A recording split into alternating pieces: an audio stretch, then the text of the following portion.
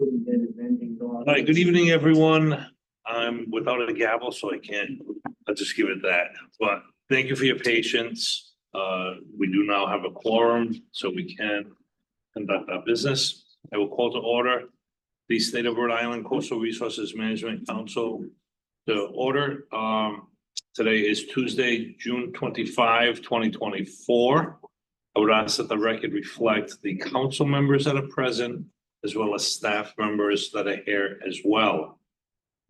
First matter on our agenda is approval of the minutes of the previous meeting, that meeting being May 28, 2024. I know the minutes have been disseminated by Lisa, and if there are no corrections or suggestions, I would entertain a motion to approve the minutes as presented. So moved. A motion has been made. Is there a second? Second. Motion made and seconded. Any discussion? Hearing none, all in favor, say aye. Aye. Anyone opposed? Motion carries. Thank you. Subcommittee reports. There is no, Anything? there are no subcommittee reports tonight, Mr. Chair. All right, staff reports. I do have a couple items to bring to your attention, Mr. Chair.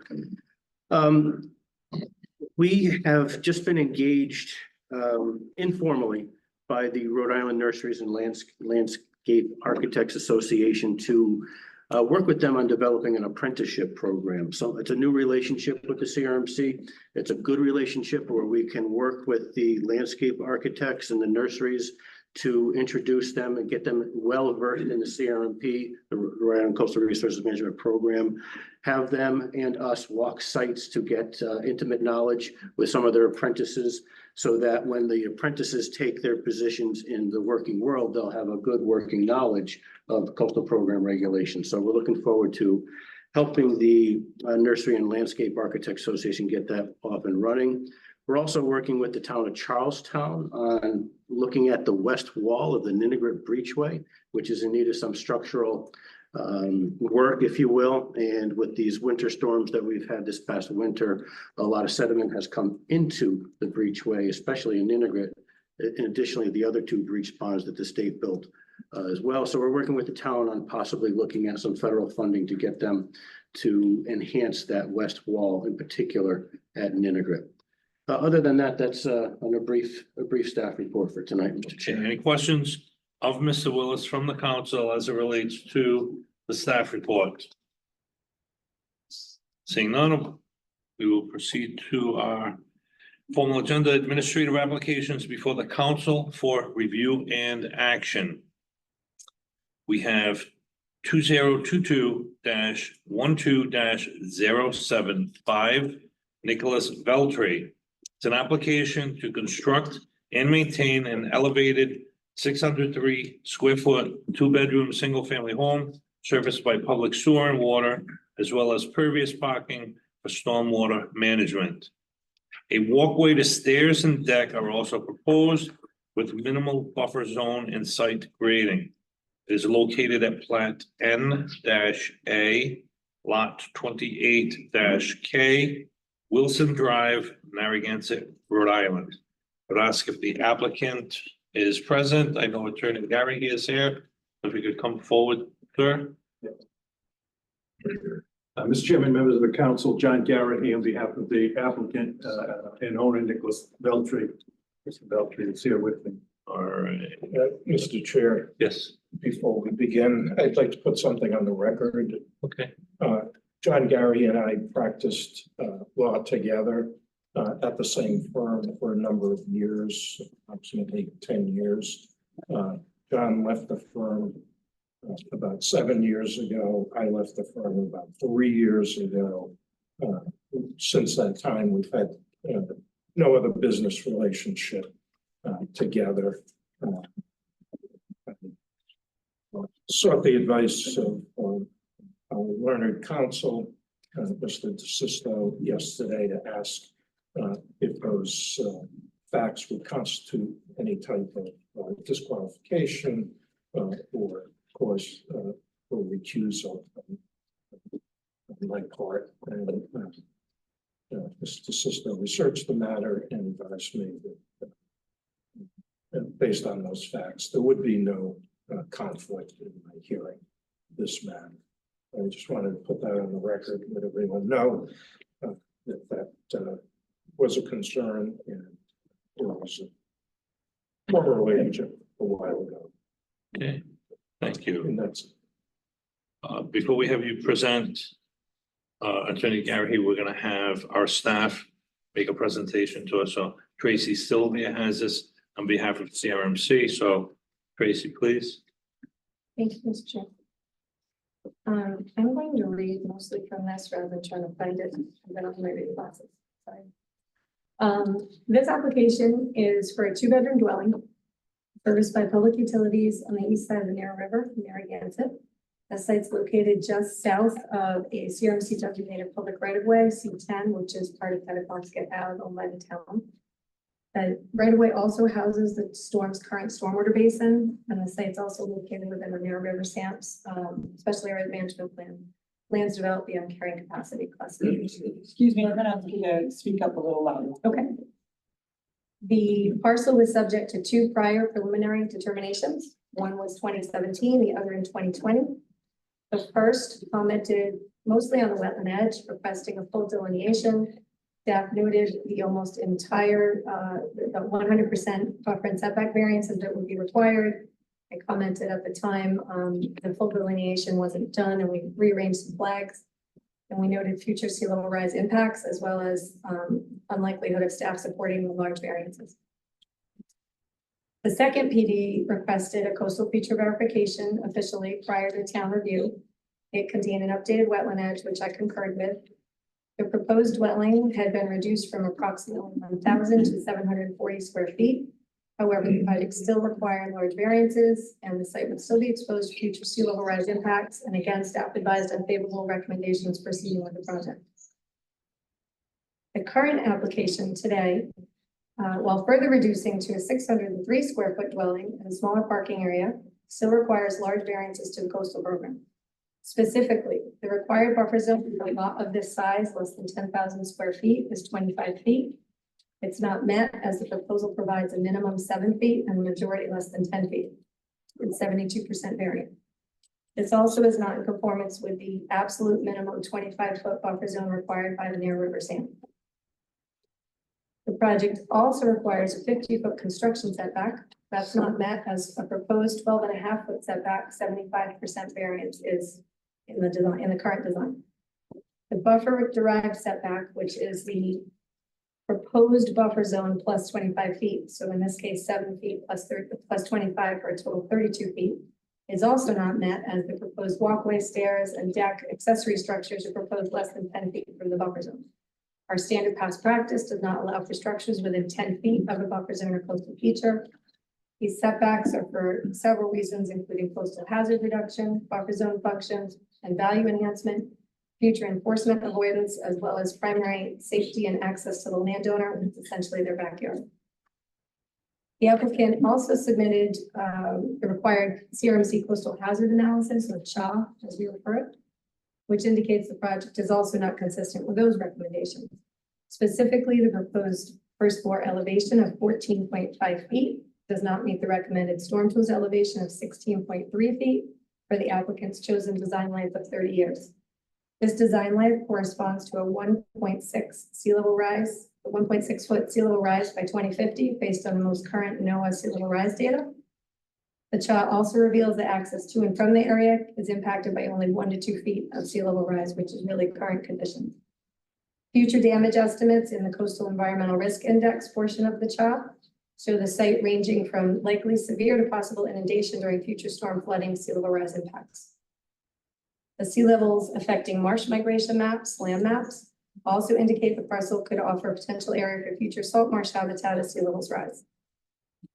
Several objections were raised during the project review, including from nearby residents and/or members of, I think I have this right, Penobscot Terrace Improvement Association and the Narrow River Preservation Association.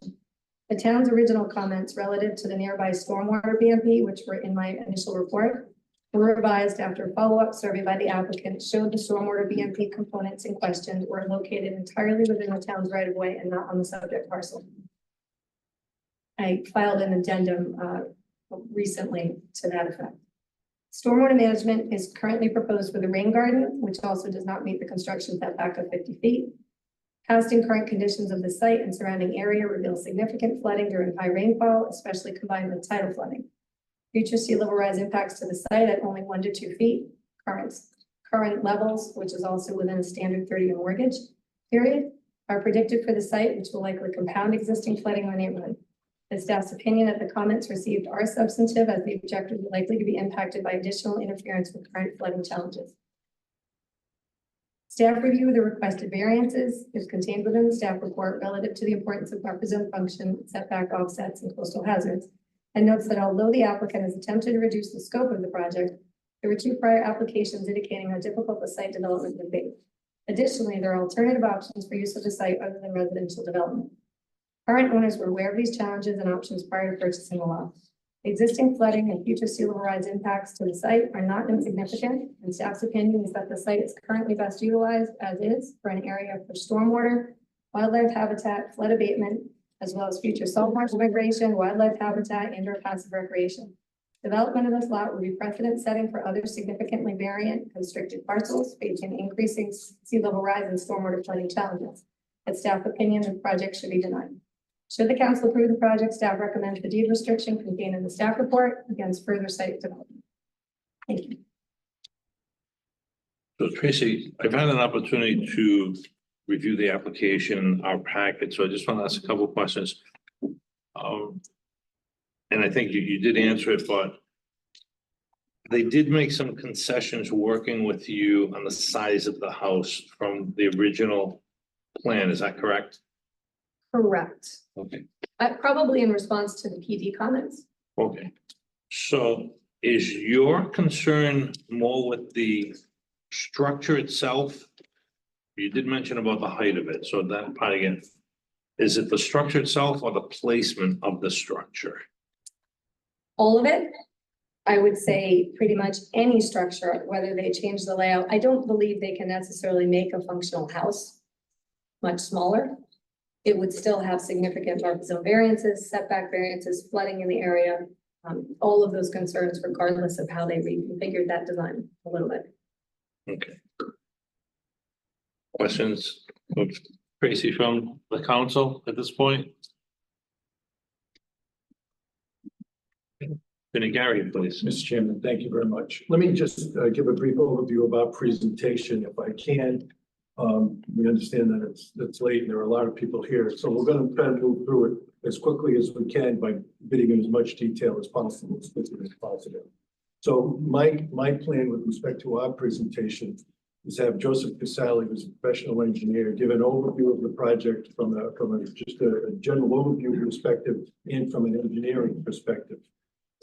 At that point, I'm going to have the applicant and the owner, Mr. NICHOLAS VELTRI, give his observations and details with respect to the project itself, the location, size of the house. Mr. VELTRI is a licensed surveyor as well. And although he's not going to talk about those types of issues here, we do have the surveyor who did survey the site and is available for questions with respect to the elevations and those types of things. It is not my intention to call him unless questions arise with respect to those issues.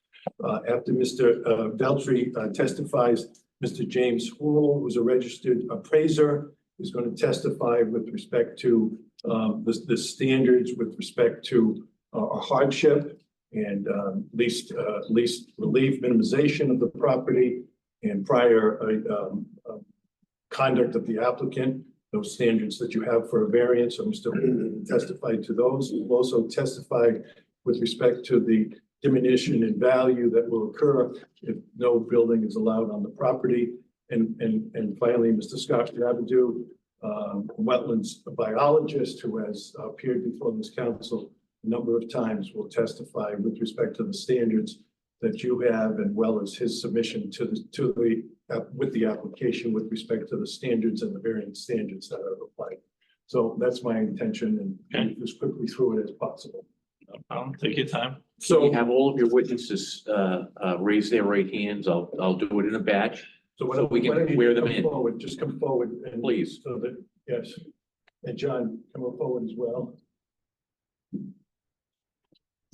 Do you swear or affirm to tell the truth, the whole truth, and nothing but the truth, so help you God? I do. All right, starting with Mr. Rabideau and moving along, please state your name and spell it for the record. My name is Scott P. Rabideau, Rabideau, Natural Resource Services, Inc. My name is John A. Tzouris, Tzitouris. I'm a professional land surveyor in Rhode Island, licensed since 1998. And James Houle, Houle, I'm a certified general appraiser. Oh, Joe, I'm sorry. Joseph Casali, Casali. I'm a registered professional engineer with offices at 300 Post Road in Warwick. NICHOLAS VELTRI, property owner, and also professional land surveyor. Mr. Chairman and Councilor, I don't know your process. I have the CVs of each of the expert witnesses. I don't know whether you qualify them as expert witnesses. I'm prepared to do that and have each of their CVs. The CVs are already in the record. It's been the practice of the council not to have witnesses qualified as experts. Goes to the weight of their testimony. Okay, but while I'm gonna have them explain their qualifications. Briefly. Fine. Yeah. Happy to do that. Go ahead. Fine. So Mr. Casali, first have you testify. Can you briefly give us your qualifications as a professional engineer, please? Briefly, you have a long CV. Sure. And practiced for a long time, but Bachelor of Science in Civil Environmental Engineering from the University of Rhode Island. I have an MBA from the University of Rhode Island. Registered professional engineer in Rhode Island, Massachusetts. I also have an NCAAS record that would give me reciprocity. I've been registered in states as far west as Mississippi, Tennessee. I've been practicing roughly 30 years and have been the president of Joe Casali Engineering on Post Road in Warwick for roughly 21 years.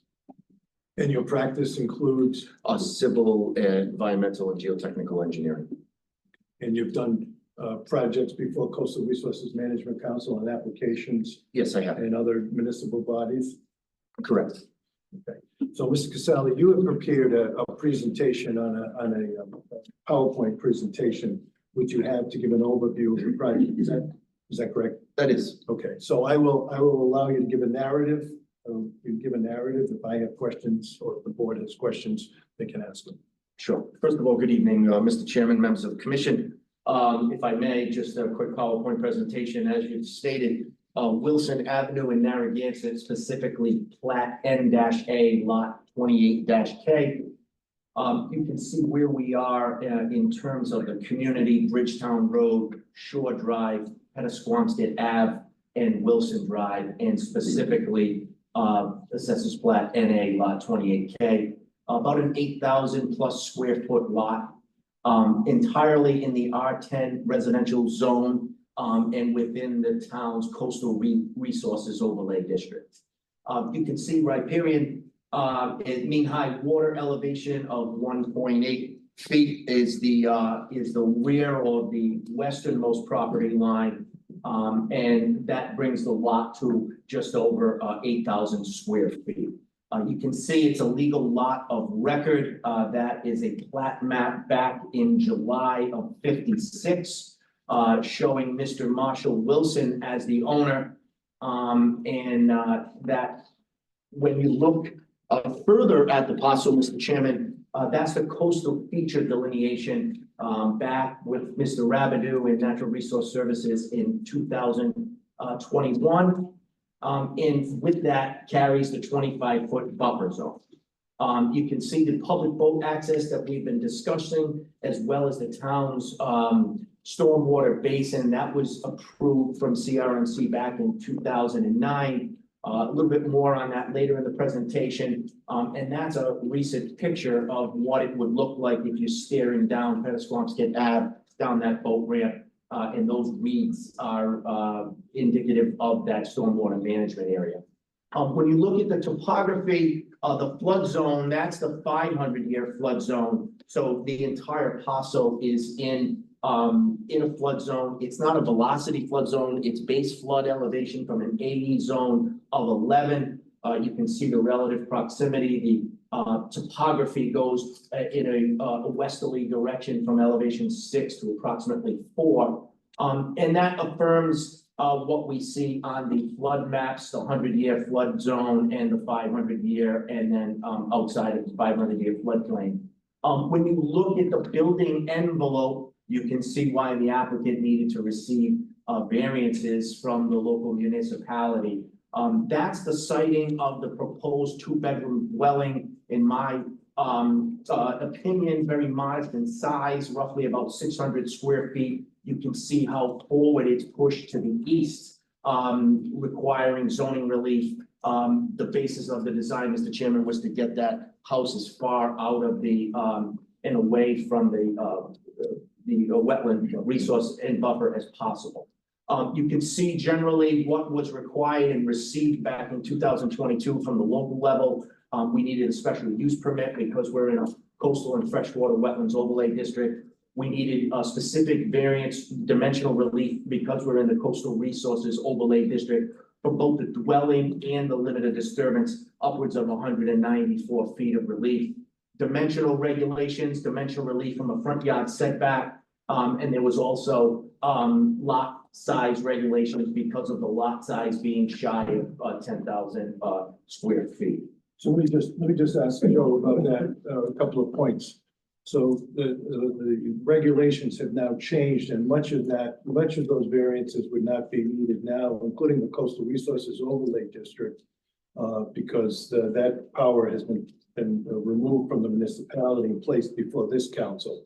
And the size of the lot area has been removed because it's a substandard lot of record. Is that correct? That's correct. Okay, and that relief was all granted by the zoning board, is that correct? That was granted by the zoning board in 2022.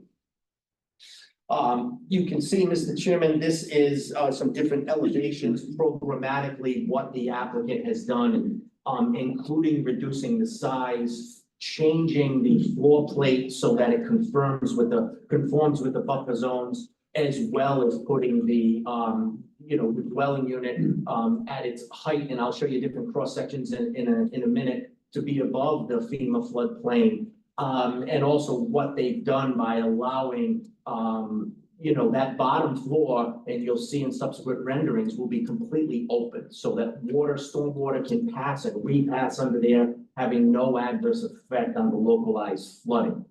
You can see the rear elevation with the stairs, as well as the front elevation. Again, a very small, modest home, tasteful and natural character of the area. Multiple floors, as you can see, and that's the small program: living room, dining area, kitchen, bathroom, mechanicals all above on that first floor, and then upstairs a couple of bedrooms and a bathroom.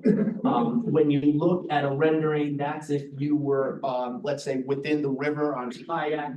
That's what you would see in terms of the elevation of the house. Respectfully, very tasteful. Again, another rendering of the house. And that is along Wilson Drive, what it would look like. In terms of the limit of disturbance, again, carefully designed to be within or away from and the coastal feature, obviously within the buffer zones. A small crushed stone driveway for the applicant's vehicles. As we discussed, Mr. Chairman, existing sewer, existing water. There was discussions of the rain garden that will be put in to handle some of the pollutants of the lower storms, those first floods. And then in terms of flooding, we know that there's been some photos recently. You can see there's a shot of the what was deemed as tidal flooding in 2022. The point of that is, though, that picture really isn't showing the subject parcel.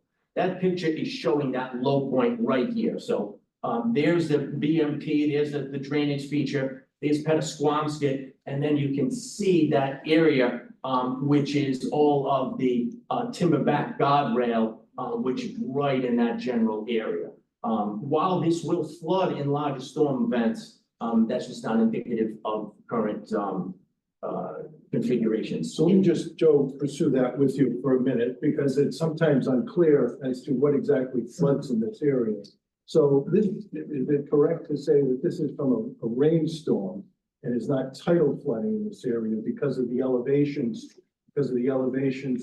at where it would flow into the narrow river? That's correct. So this is most likely overflow from that stormwater BMP, or there are different stormwater basins within the town's drainage structures. That's also in the area that we'll touch upon in a second. Right, and just to be clear, the railing, the fence railing, which you show on your plan, is all the town's property, the best management practices area, That's which correct. has been recently improved by the town. That's correct. That's all within the town right of way of both Wilson Ave, Pettisquamscott Avenue, and that BMP.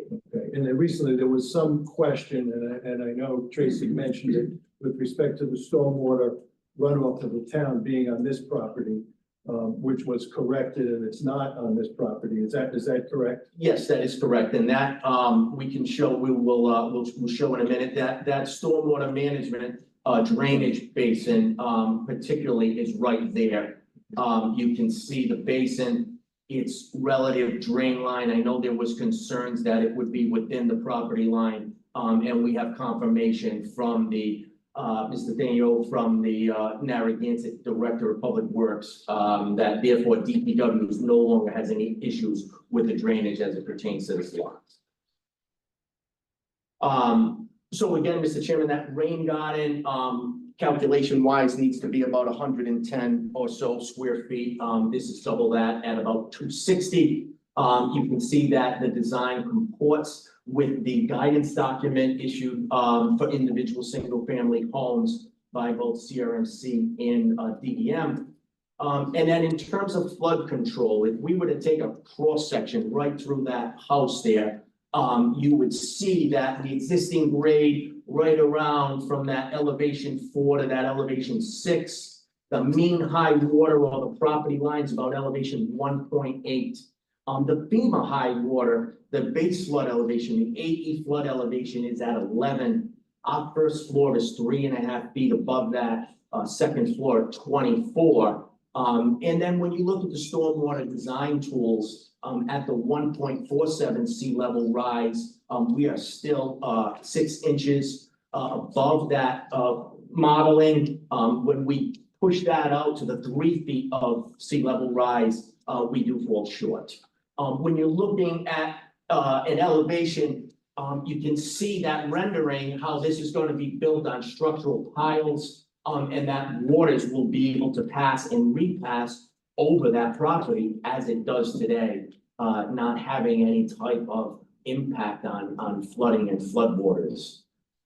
This was an original drawing from Mr. Veltri, showing different iterations on how he worked through the jogs in this house and how he has designed it specifically to go with the buffer zones in the subject property, different elevations that we've worked through. And even in terms of water quality, you can see that the town permitted this project back through CMC in 2009.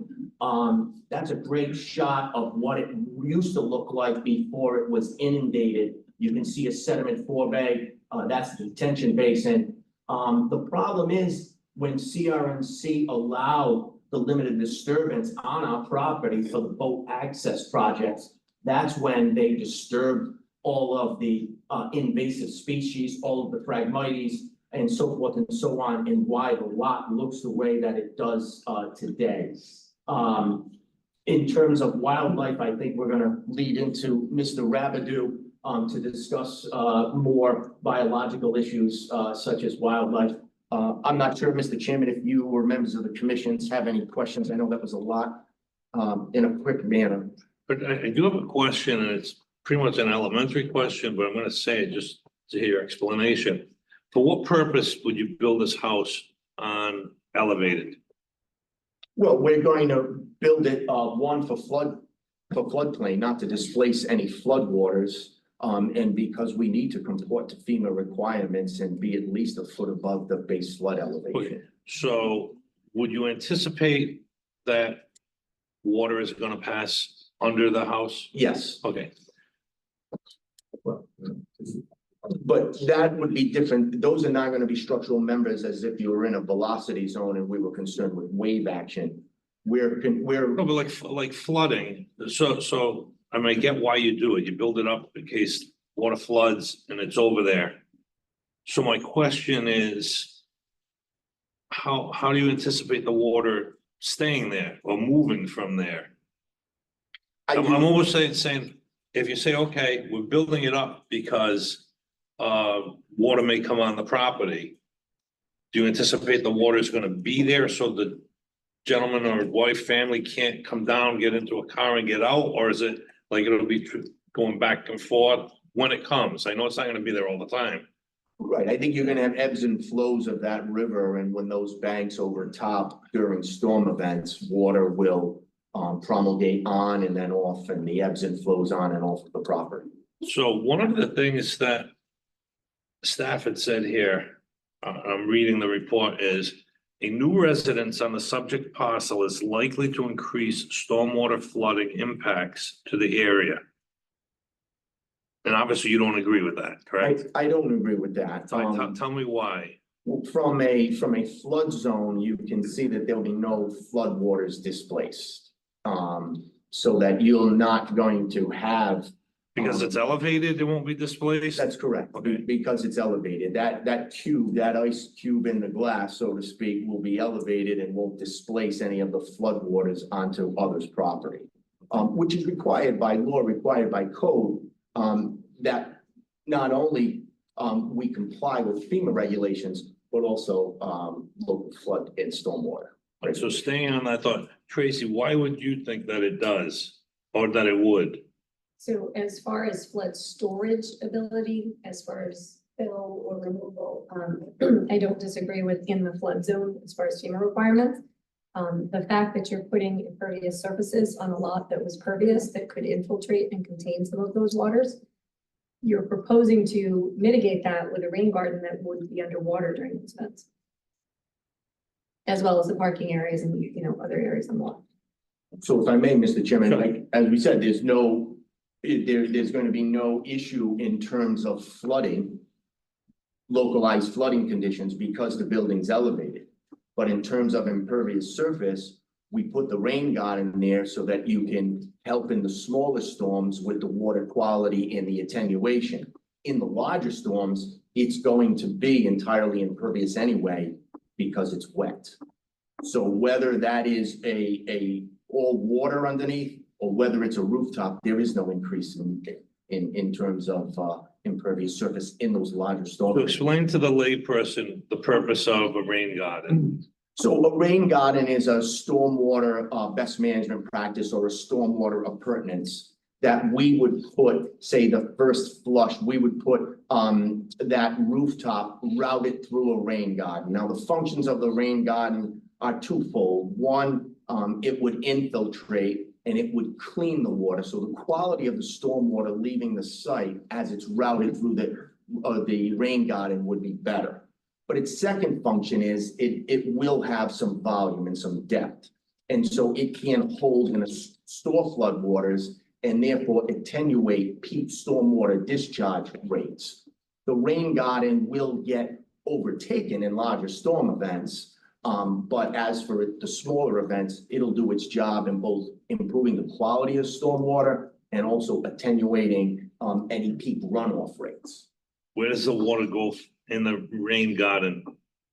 It'll Evaporate or seep? both. It'll infiltrate minor evaporation, and then eventually it'll be inundated and just overtaken. It's a smaller version of the larger best management practice that's right next to the boat ramp. So when the town put in the boat ramp, they realized they had some impervious areas and they needed to improve that water quality and attenuate peak runoff, and they did.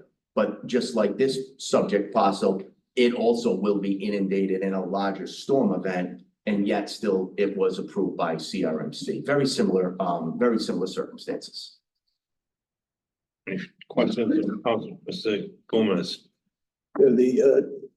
Just a little bit off, subject, not, well, maybe not, the expected useful life of this house with what, 30 years, 40 years? Yeah, I would say 30, 40 years, if not more.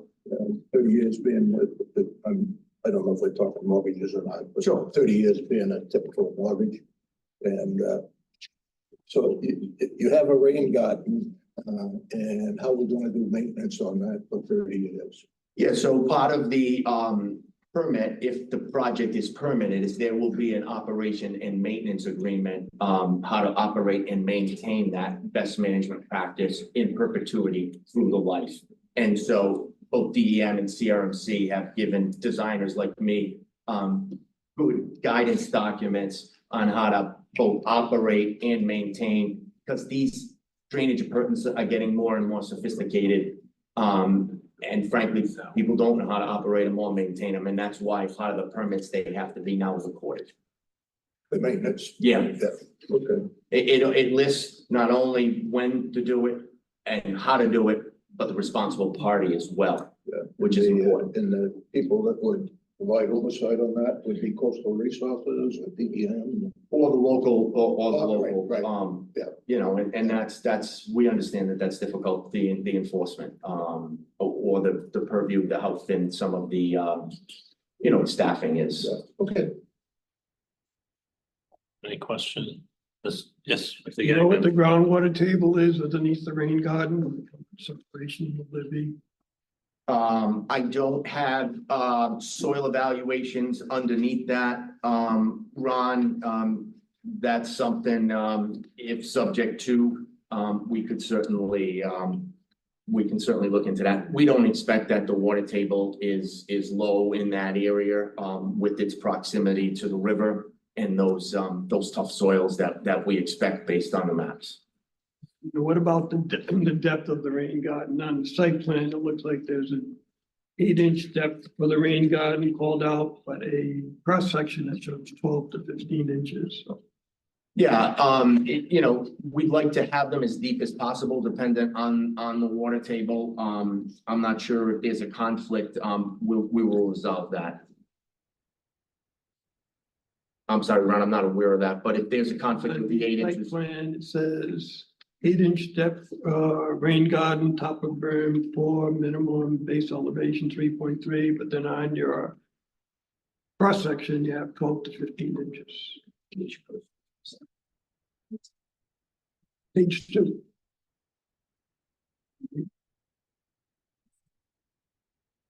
It's not a major thing, it's different, but should be clarified. I don't think we're in the first section. Yeah, it's the rain garden cross section. Page 2, up in the upper right hand corner. Page 2. The plan set. The plan set, yeah. Is that the typical? Okay. That might be the typical. Yeah, well, it has 12 to 15 inches of depth. Oh. And it's not a big difference, but. Yeah.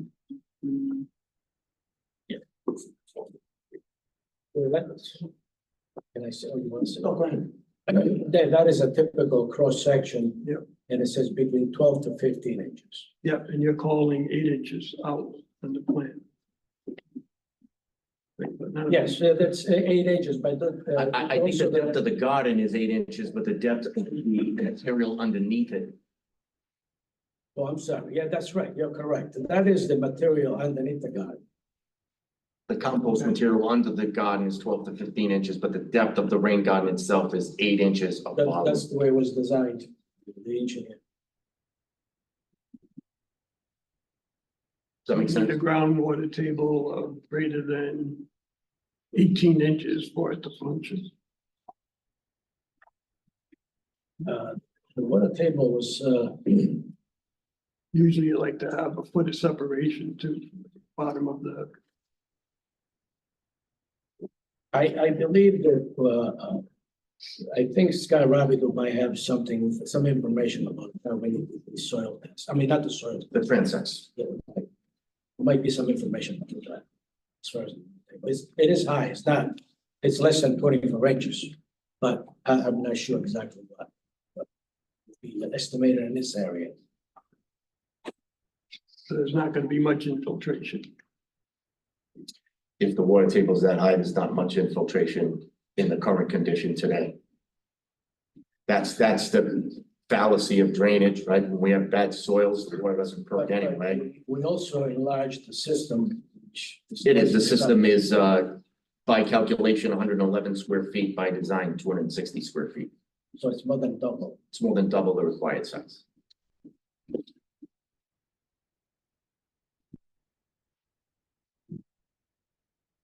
Anything else, Rob? No, that's good, thank you. Any further questions? All right, please continue. Okay. Mr. Belcher, I'm gonna have you testify. Can you give a little bit about yourself and your background, just so that the commission's familiar with your background as a land surveyor when you talk about certain things with respect to the property? Yes, I've been registered since 77. And basically, the bulk of my work is research and surveying properties. Also subdivisions, design leaching systems, the soil evaluator, and also class 2 design with Rhode Island DEM. And so it's mostly residential with some commercial. Right, and you're the owner and the applicant, correct? Yes, I am. Okay. So do you know that if the size of the proposed dwelling of the property gets changed since it was first proposed for preliminary determination before CRMC? Well, there was an application before I submitted. Yes, can you talk about that and the process that of the applications and what was, there were preliminary determinations, not applications, correct? And the way I understand it was submitted, a site plan was submitted with a proposed dwelling of 1,063 square feet. And also was a 3-story house with 3 bedrooms. Okay, that was not your application, right? It was before you became interested in the property. And And also the deck was 370 square feet. okay, so that was prior to you. And did you submit a prior application prior to this one, or prior preliminary determination, prior to this current No, application? You submitted a previous yes, preliminary my determination. first application that I submitted, basically I was proposing a 2-bedroom house with 628 square feet, footprint, and 294 square feet of deck, and 600 square feet of driveway. That was my first. That was your first preliminary determination before the council. Yes. And this, can you describe the size and the structure that you're now proposing before this one? I know Joe did that, but I want you to go into detail about what's being proposed here with respect to the structure. Well, what I did was I downsized the house to 603 square feet. That's the footprint. Still 2-story house, 2 bedrooms.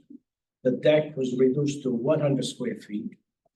And the parking area was reduced to 400 square feet. And so this is it big enough for your family? Is it a small size? Is it big enough for your family? Yes, it's just going to be my wife and I, and it's 2 bedrooms. Everything is on a smaller size, but it does have the standard amenities of a single-family house. Right. And the reason why you reduced the size of it is in response to comments from CRMC. Is that correct? Yes, the comments basically they were not positive comments, but I tried to maximize the distance to the coastal features, and so the house now is located at the very northeast corner of the lot, and why is it located there? Because that is the highest point in the lot, which is around elevation 4, and the land naturally slopes to the southeast, the southwest and the south. And during king tide, the water will come up on the lot, but not with elevation 4. I never seen it there since I've been involved with this site 4 years ago. I started this. So there's some discussion with the tide water coming up and under the house. Some discussion earlier in this hearing. So is it your testimony that you've never seen that water come up that high at the location where the house is being constructed? Right, if a house was to be built there and the grade, the proposed grade stays as is, which that's the plan. Basically, to my knowledge or my observation of the site during this 4 years, roughly 4 years, I've never seen water coming up that. And that's, and it does come onto the property, but not up to that location of That's the correct. property because of the elevation is at 4 feet at that Right, location. a lot of the houses to the north, four elevation, or the ground is elevation 4 or less. So basically, it's basically in harmony with the neighborhood as far as elevation wise. And can you describe the materials that you would use to construct the house? Well, it's gonna be a wood structure, 2-story on top of pilings. It has to be designed to withstand the hurricane forces. Actually, the building official has to approve the plans before we will issue a building permit. So as to meet those minimum requirements. Right. And with respect to views from Narrow River, can you describe the current view and what would be visible if you constructed the proposed structure? Right now, from the river, if you are on a boat on the river, you would see basically reeds all across the, well, and most of the lot, not most of it, but the westerly portion of the lot. Of the, those, I call them reeds, but it's a. I call them reeds too. So basically, Right. Scott can correct us. Right. But if you're standing on a boat on the river, in my opinion, based on the height of the reeds, you will see the full house and maybe the lower, the top portion of the pilings. But that you will not see the ground. You'll see something like the graphics that were being shown now. That's pretty much, that was, I had an architect, based on the elevations and observations, he prepared this renderings. So, Mr. Chairman, I know I'm not supposed to be testifying, but I looked at this graphic when we had it in the office. And I wanted to confirm for myself that those reeds were in fact that high. So I went down there about a week ago and had my picture. I was like, yeah, you do. No, the picture I took from my car. Not on this, no. Yeah, you do. Go back a couple.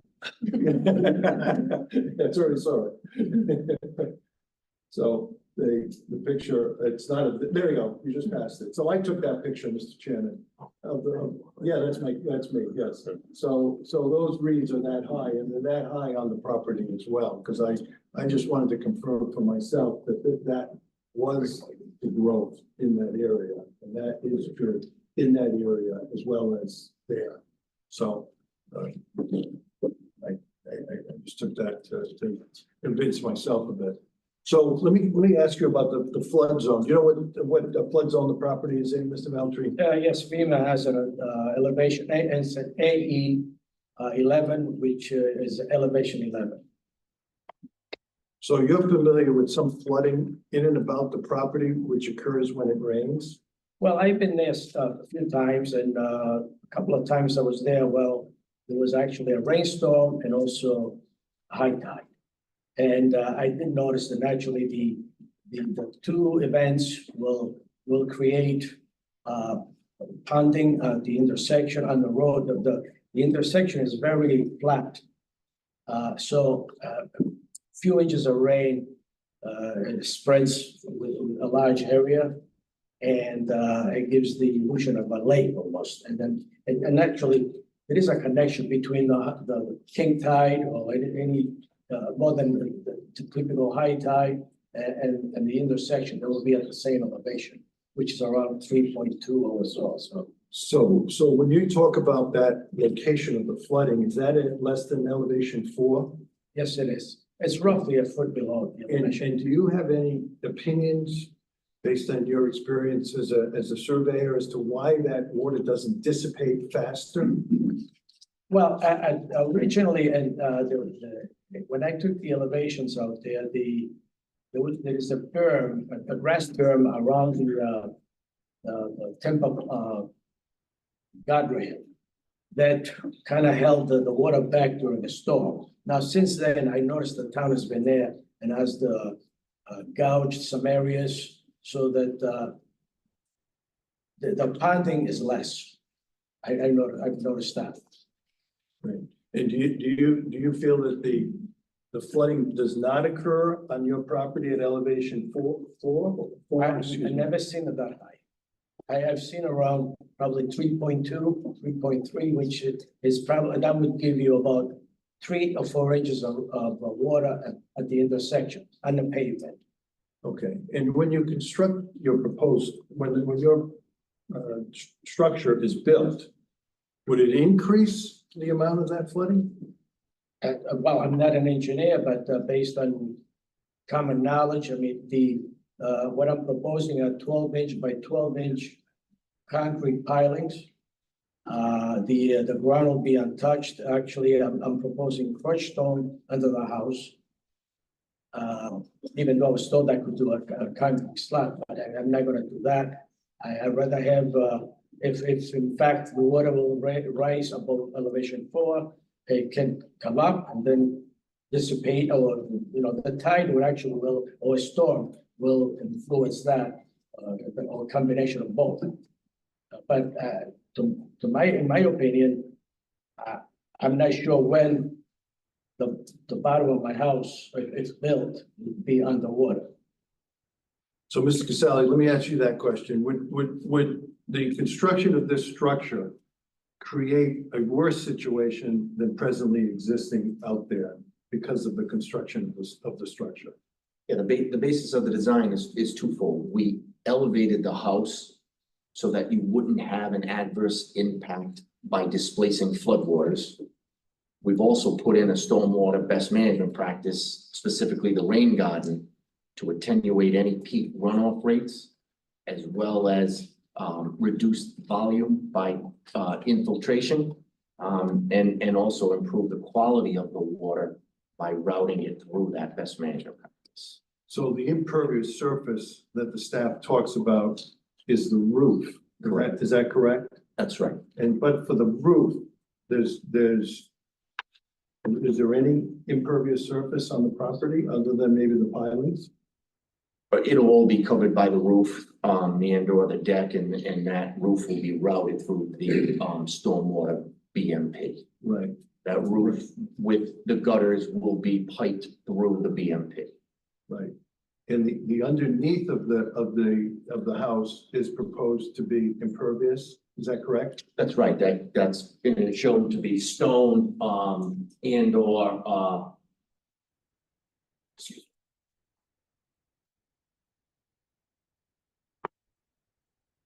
That's right. That underneath is proposed to be, as you can see, just stone there, as well as a stone driveway. Okay, Mr. Belcher, would there be any utilities or facilities on the property which would have an adverse effect on Narrow River or the current flooding situation? The property is serviced by public water and sewers, so there is no need for a leaching system. There is nothing proposed to be underground. The utilities will naturally, there is already connections to the lot, the sewer and the water, they already have laterals to the lot, and then those will be installed along one of the pilings, insulated up to the house. And the driveway is crushed stone. There's going to be some crushed stone underneath the house, plus small strips of landscaping, grass and bushes around the house. And would it be, and Joe may have answered this, would the structure be constructed and maintained in a way to avoid any adverse effect on Narrow River? Well, I basically the way I'm proposing this is I'm trying to stay as far away from the coastal features as possible.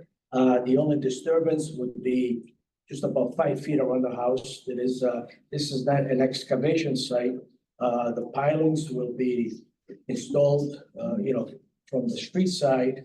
So no machinery would be on the west side of the house or the narrow river side.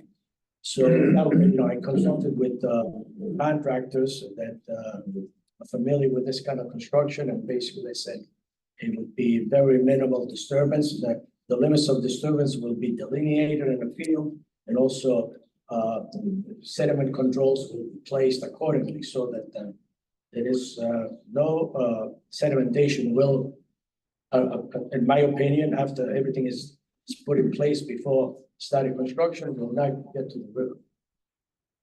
So let me just ask you one other question with respect to the neighborhood. And there are other properties in and around this area which are similarly situated for where it would be vis-a-vis Narrow River?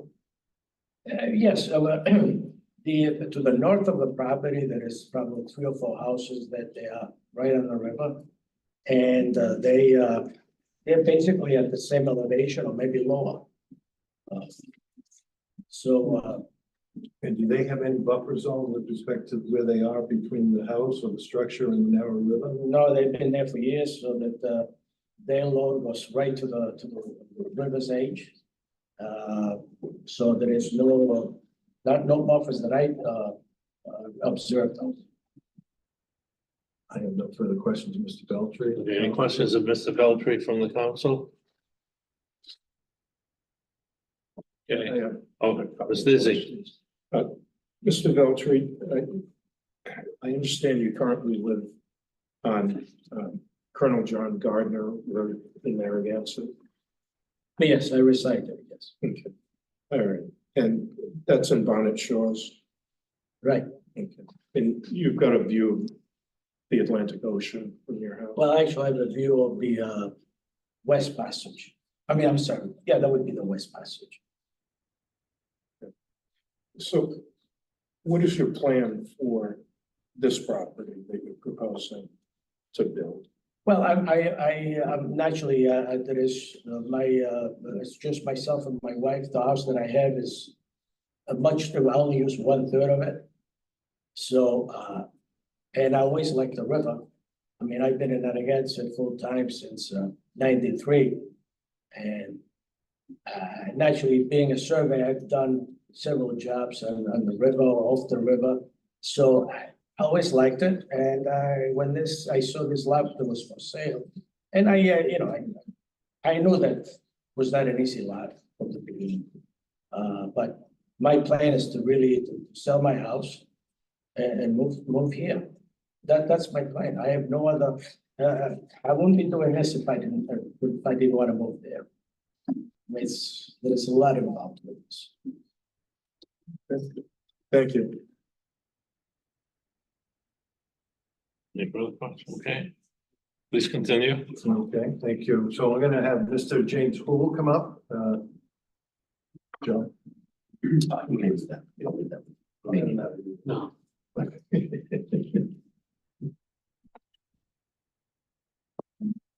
So, Mr. Hool, can you give your name again for the record? Sure. It's James Houle, Houle.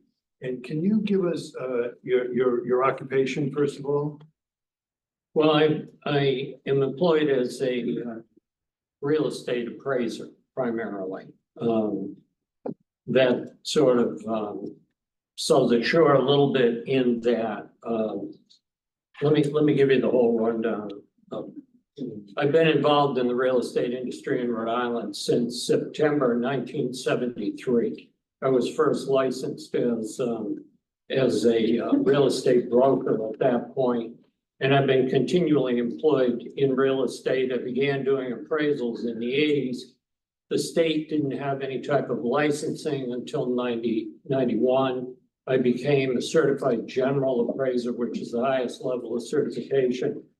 And I've continuously done that. I've been approved, accepted as an expert in Superior Court, bankruptcy court, family court. I testified frequently in terms of local boards. I do a tremendous amount of testimony over the last 30 years. That a lot of my work has been done with land use in terms of planning boards, zoning boards, city councils, and so that's primarily it. I was gonna ask you to go into detail, but you did that. Yeah, I So, figured it was- so can you tell us what is an appraiser? What does appraiser do? Well, an appraiser, you know, it's much more complicated than probably a lot of people realize. We essentially value the rights of what is the bundle of rights of a piece of real property. And so consequently, it becomes fairly complicated because most of the time we think of it simply as valuing a house. But it goes beyond that. I do a lot of work with land trusts and, you know, fish and wildlife, that kind of thing, as well, because we're dividing rights and dealing with the rights of the property. And you determine the value maybe of each of those bundle of rights? Would that be appropriate to say? It would be inappropriate to ever say I determine. Okay. I form an opinion as to what I believe the value of the actual market value of those rights are. Okay, thank you. And thank you for correcting me. Appreciate it. So you're familiar with this property? I am. How are you familiar with it? Well, I visited the site, of course, reviewed, you know, and the neighborhood, and I reviewed, and this is an area that, just being an appraiser, I've been, you know, familiar with it. After 50 years, it's hard not to be familiar with most areas of Rhode Island. You know, I visited the site and I certainly have acquainted myself with all of the written documentation concerning the petition. In this particular case, I was involved with the zoning application. I testified in front of the zoning board in terms of the relief that was being requested there in 2022. Right. And are you familiar with the standards for variance from the CRMC buffer requirements? Yes, I certainly reviewed them again. I am familiar. I reviewed them again in light of this proposal. You requested that I do that and form opinions as to whether or not they conform to the petition, conform to the standards, certainly from my level of expertise. And of course, 1 through 3. Let me just, before you go through those, and I was going to ask you to summarize your report that you made and we presented to this board, but let me just ask you the standards. So the standards 1 through 3 that you just talked about, right, deal with biological issues, and then not within your purview. Is that correct? Yes. Okay. So the standards 4, 5, and 6 do come within your purview. Is that correct? I believe so. Yes. Okay. So let me ask you each of those standards and ask for your opinion on those standards and whether or not you believe this application complies with those requirements. Is the modification requested by the applicant the minimum variance to the applicant standards necessary to allow a reasonable alteration or use of the site? The short answer, of course, is I believe it is the minimum variance. More specifically, this is a plan that has been reduced continuously. It's now in its present iteration in front of you. It's much smaller than it began. The statement earlier from the staff was that, you know, it is a minimal request. It's hard to get much smaller than this. And I think that that's a very valid statement. I think that it's sort of at the bottom level of size that could be expected. I then reviewed, when you look at minimum standards, I've also looked at all of the biological and engineering and other reports that have been done. And I think that the way this is being presented is absolutely the minimal variance that could be requested. So standard number 5, in your opinion, is the requested variance of the applicable standards not due to any prior action of the applicant or the applicant's predecessor in title?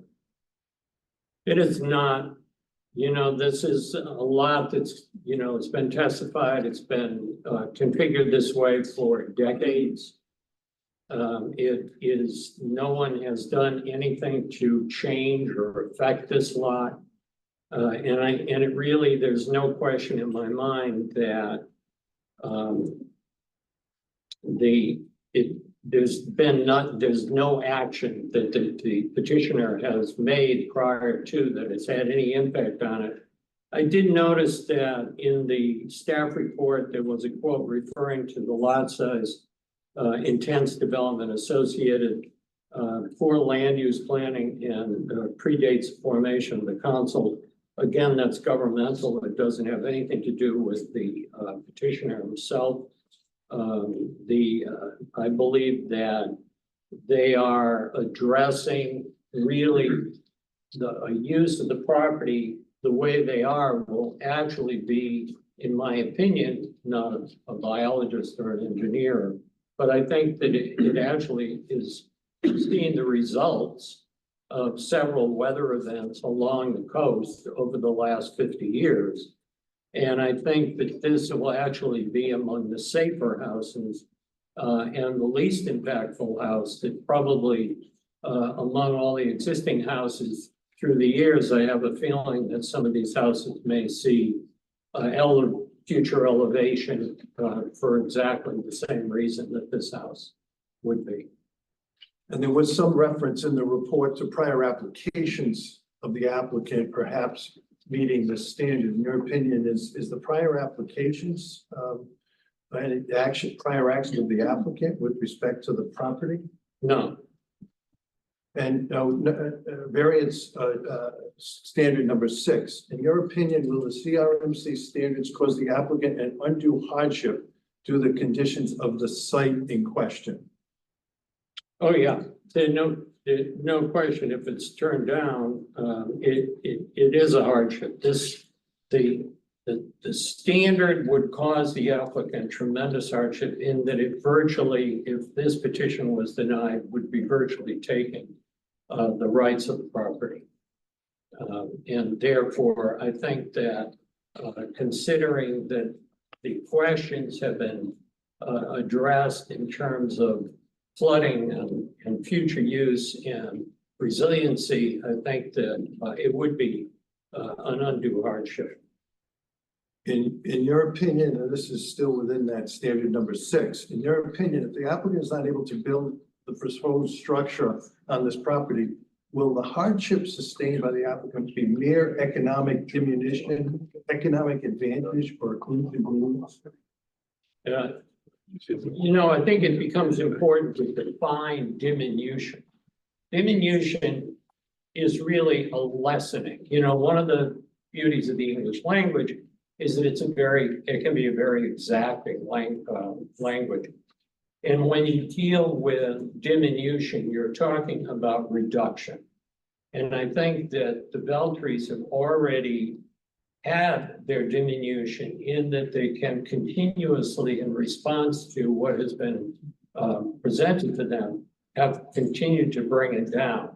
There's a difference between diminution and taking or completely eliminating. And I think that if you're talking about totally eliminating any right to use the property for what the legal use is, I think that becomes very significant. It's well beyond economic diminution. In your opinion, if the applicant is not allowed to build on the proposed structure, would they be denied the reasonable use of the property? Yes. Yeah, the reasonable use of the property, I believe, is the zoning calls for single family use. The neighborhood use are basically single family homes. You have a petition that had been approved in front of the local zoning board for any relief that was necessary. And the questions have been issued or answered in terms of the engineering and wetlands and wildlife. So I think that, yes. So is this hardship unique to this property? Well, it is in the sense that every other property is developed along there. There are very few vacant lots. In your opinion, if not allowed to be built on this property, would there be any economic value remaining to the property? It would be absolutely de minimis. You know, as I said earlier, we deal a lot. I deal a lot with land trusts and conservation of open space land. And just as a general rule of thumb, you might say that a property after the primary use has been removed might have a 10% residual value. A neighbor might want it for some particular reason. But historically, when I deal with properties that are waterfront properties that have the development rights removed, you're speaking about a much greater stripping of value, a much greater difference between being able to use the lot for its intended purpose and the residual value.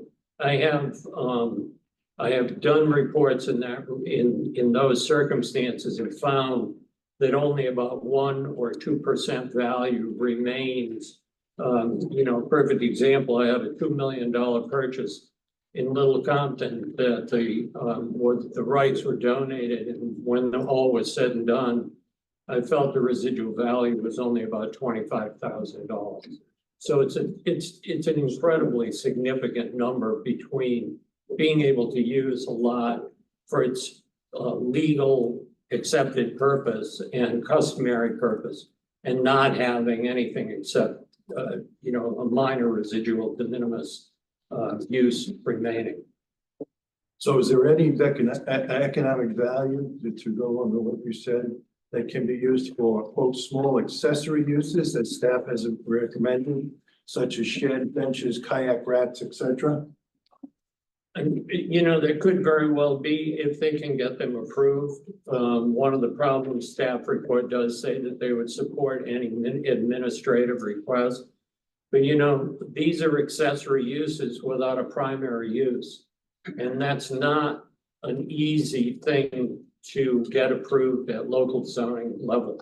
So, you know, I'm not quite sure how much value would necessarily be left. You'd still need to prove that there was some right, and you would still have to go in and have that accepted.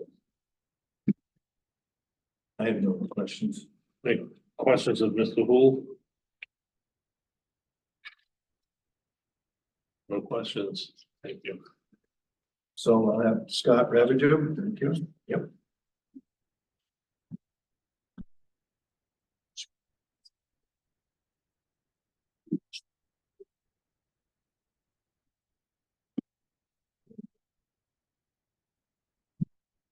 So, Mr. Ravidew, you state your name for the record? Oh, sure, it's Scott Ravidew.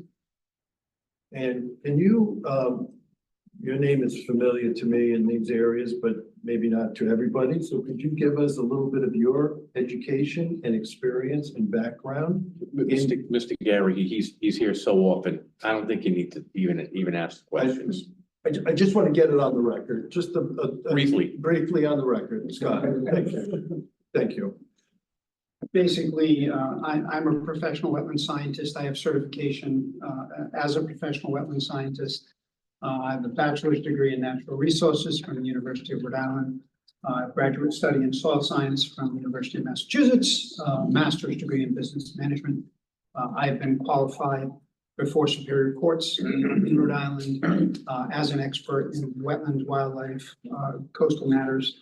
I've also, I'm still currently a special master for Judge Stern in the Rhode Island Superior Court on a long-standing freshwater wetland violation that never seems to go away, and I've been trying to assist with the resolution of that matter. So That's as brief as I can be. Okay, so you're familiar with this application? Oh, I am. Can you just talk about what you've done with respect to this application? Sure.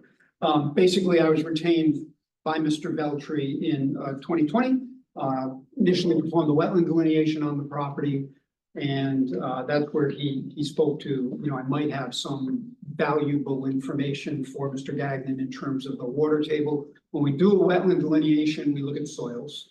And in the wetlands and in the uplands, and we had some soil data plots. They aren't certified class 4 soil evaluators in the state of Rhode Island, but in certain areas, we found that the water table was at 19 to 20 inches in our data plots based on the modeling that we observed. And that was in the upland location. So that was the information we had with that.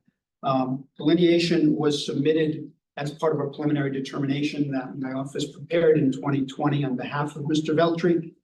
That preliminary determination, as Ms. Sylvia pointed out, came back, confirmed the wetland edge, and we've been using that wetland edge ever since. And the prior applications, just the prior submissions, if I may, I talked about them about preliminary determinations versus applications. Is that correct? Well, preliminary determination, as council knows, is a request. It's a request for preliminary determination. There is no binding application. There's no permit that results from it. It is an opportunity for the applicant or property owner to submit to CRMC and get their opinion on the project and whether or not the project will meet the standards of the coastal program. The two preliminary determinations that were submitted both received comments from staff that basically said staff would not be able to support the project. And in the second one, I believe the comment was made that there would probably be a denial recommendation, which is not a final decision. It's an application for a variance. We knew there was going to be a variance request required, and we understood that it was greater than a 50% variance, which is always something that the staff looks at very critically. And we knew we were going to have to come here and present our information to the council to demonstrate why we believe we meet the variance criteria. Right. And there was some talk about, from the staff about that buffer being an absolute requirement. Does that, there are variances allowed from that requirement, no? So both the coastal program and this narrow river special area management plan, or the SAMP, have language in there that speak to a minimum 25-foot buffer. An absolute, I believe is the term that's listed in the SAMP. But it's not a prohibition. Under your program, if it's a prohibited activity, you're not allowed to seek a variance from it. So if the drafters of the regulation and the regulations that were adopted had wanted that to be a strict prohibition, it would be a prohibited activity. If an applicant proposes to build an addition within the construction setback of a dune on a coastal barrier, it's prohibited. We can't even be here. We can't even apply for it. Well, we can apply for it, but it will require a special exception to the regulations. It's not the case here. If you look at the chart under the SAMP, the Special Area Management Plan, and if you look at the CRMC, chart for buffer zones, yes, that language is in there, but we're not prohibited from coming here and asking for this variance request.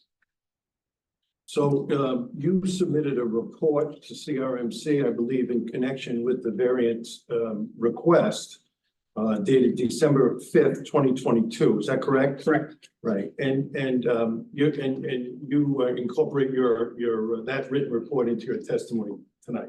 I do. Okay. And you were required to talk about why certain of the requirement that this application meets those standards. Is that correct? Correct. Okay. And I'm going to let you just give a narrative as to why it does meet those standards. And then I would like you to address the variance requirements as well. Sure. My part of this presentation tonight deals with the wildlife and wildlife habitat values, which is one of the things that we have to look at on any variance request.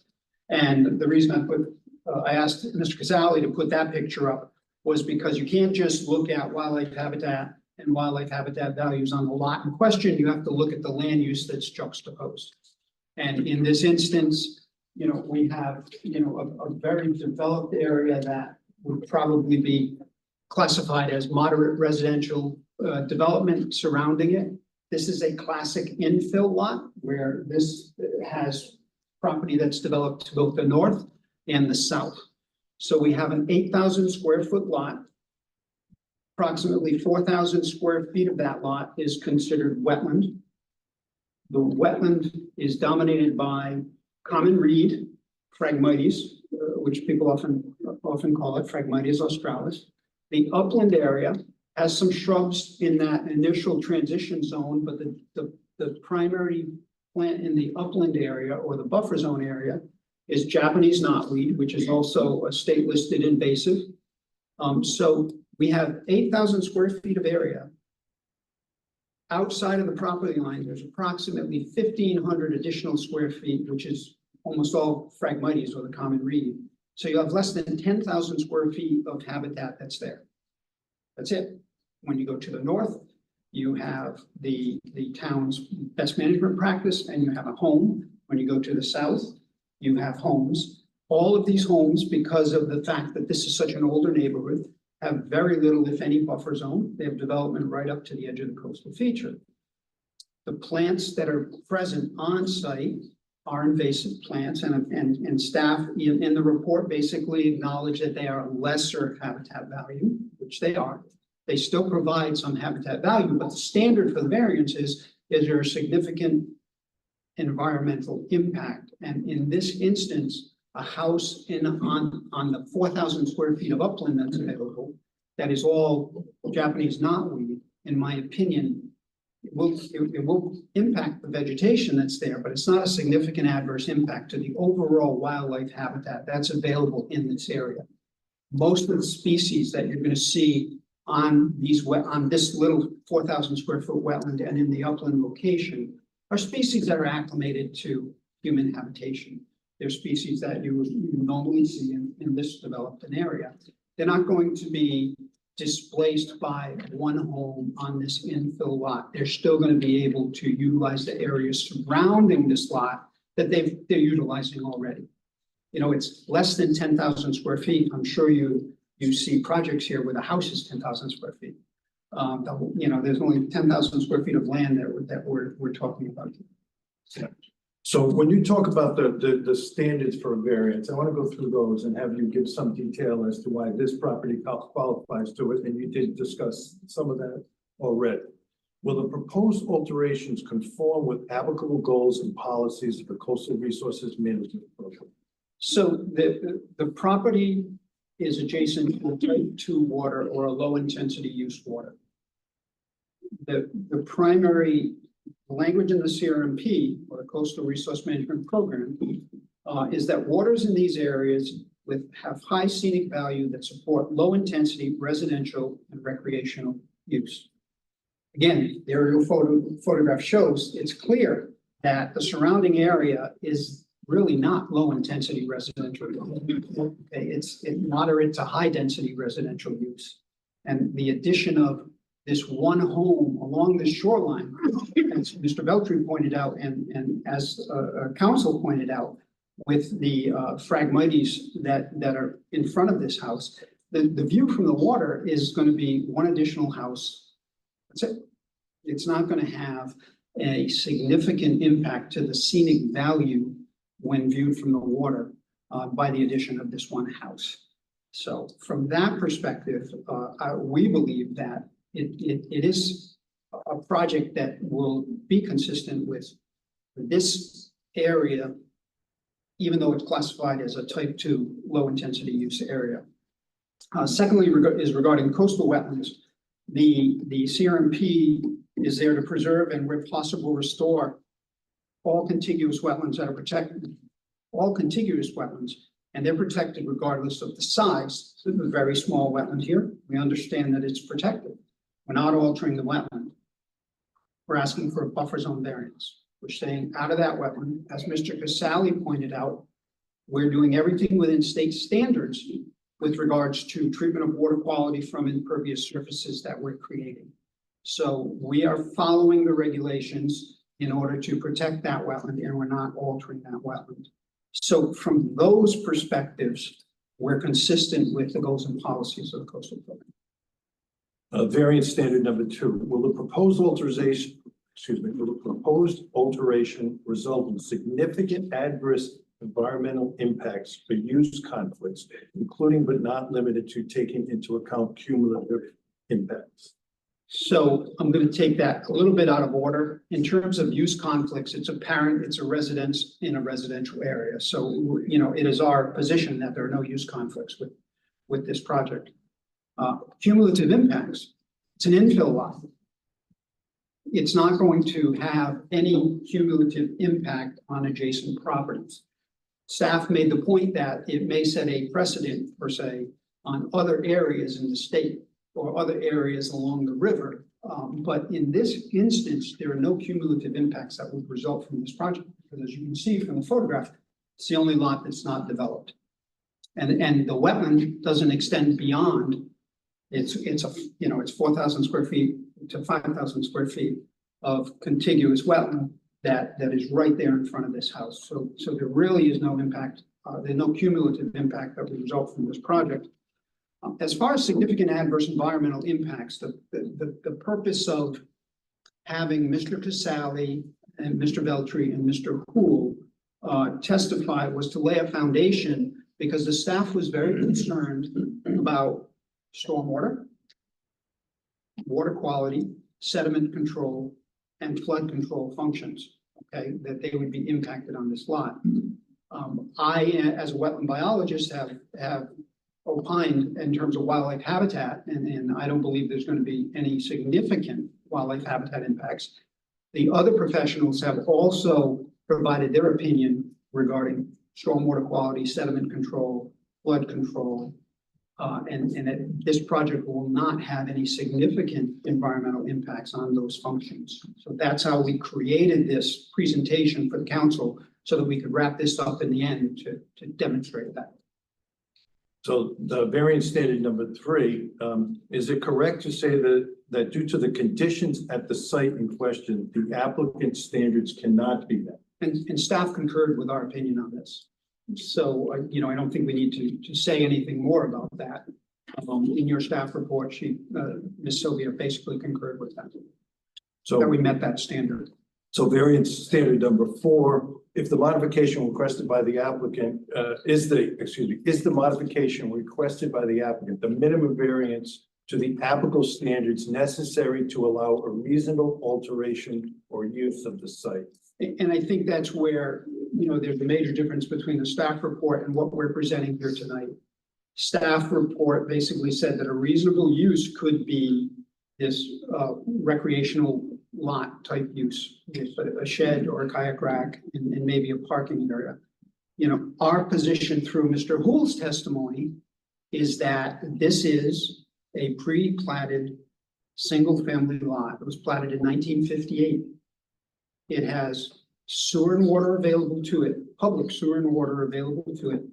We have an upland component, so we are not impacting the wetland. We're asking for a variance, albeit significant, to your buffer zone and your setback standards. But we have an upland component, so the reasonable use for this lot is a single family residence. We have minimized that to a 600 square foot footprint, which both staff and Mr. Hool have basically said is pretty much the minimum you could put here. So we've done everything to minimize the variance request that we're asking for, to allow a reasonable use. In your opinion, is the requested variance to the applicable standards not due to the prior actions of the applicant or the applicant's predecessor in title? And again, Mr. Hool pointed it out, and through my research, I've determined that the lot was platted in 1958. So it's been in existence. There's been nothing that the applicant has done or the applicant's predecessor in title have done that would, create this undue hardship. And in your opinion, variance number 6, will the CRMC standards cause the applicant an undue hardship to the condition of the site due to the condition of the site in question? And I think you have to take my testimony with Mr. Hool's. Yes, the condition of the site that is causing us to have to come for this variance request. You know, you've seen the photographs, you have the survey plans. There's a wetland, there is a 50-foot buffer zone that's required on the wetland. And, no, I'm sorry, there's a 25-foot buffer zone required on the wetland and a 25-foot setback additional to a 50-foot total setback. That takes up the entire property.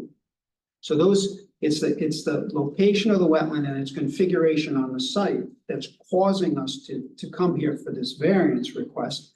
And as Mr. Hu pointed out, it's a hardship if that variance request is not granted. So if you put the two testimonies together, that's where you get the applicant's response to this variance criteria. Just to be clear, it's an undue hardship. An undue hardship. Okay, no, that's okay. So that's your opinion. Yes.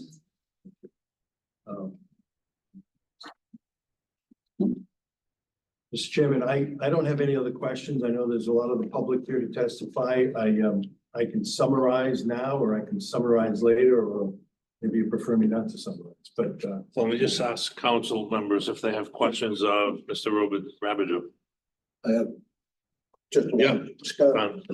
On page 9 of your report, I see where you use the storm tools, and did I think this one was a 1-foot sea level rise, 25-year storm. Correct. And would you just tell us what you see there? What I see there is a lot that is totally engulfed in the water. So with if you're looking at 1 foot of sea level rise with a 25-year storm event, you are correct. We've acknowledged that, and Mr. Casale has shown that on the cross section that he presented. Right. There's another graphic in there, and I'm sorry I don't have the report right in front of me that just shows the 1 foot of sea level rise. Yeah, I saw that. And you know, this is still upland in that instance. So when you get to 2, when you get to 3, those are different situations. The storm tools and your requirement for a coastal hazard assessment is a recommendation. And, you know, it's a recommendation that we have to acknowledge that we've seen it. We've run the model.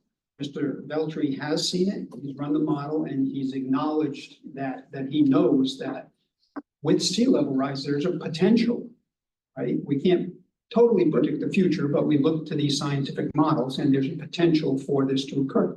He understands. Do you consider storm tools to be probably the best model that we have available to us at this point for Rhode Island conditions? I'm asking relative to whether you feel it's accurate or not. In my practice, I use storm tools on every coastal lot. Yeah, okay. That's fine. We've had plenty of briefings on it. Right. Just wanted And it's important to show this to property owners. But again, like I talked about the prohibition on the 25-foot, if storm tools were made an absolute permanent requirement by this council, it would be different. Right? But it's not. It's a recommendation that we have to take into consideration. So that's what we do.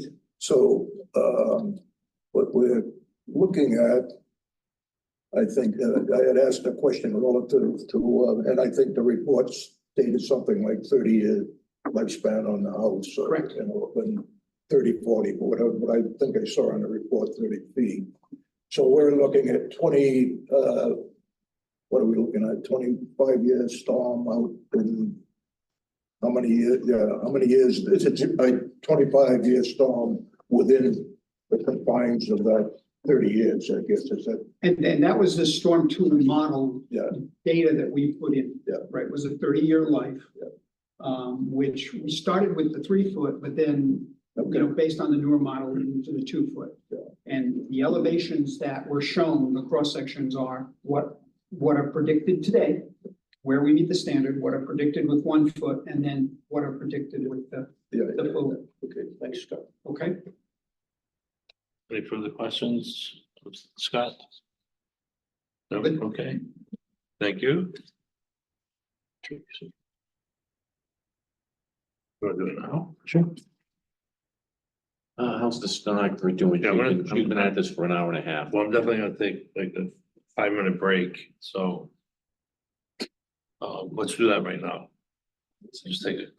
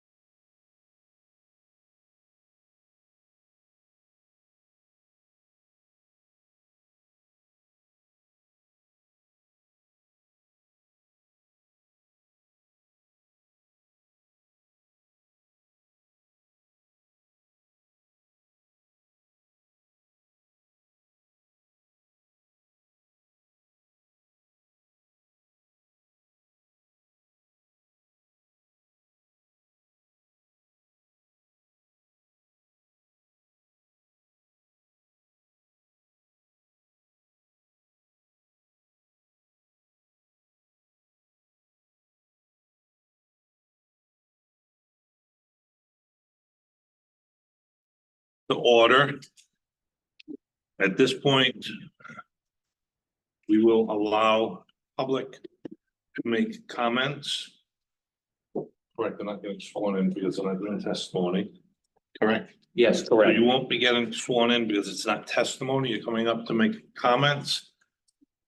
May I ask how many, if you wish to come up, just raise your hand, and let's see how many people we're looking at. Okay. And I would just ask that you keep your comments pertinent to the application and the issues that are before us here.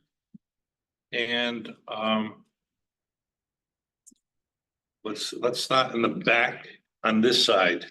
So whoever wants to go in the back row this side, and we'll work our way like that. We're gonna go. This back row? Yes. Yeah.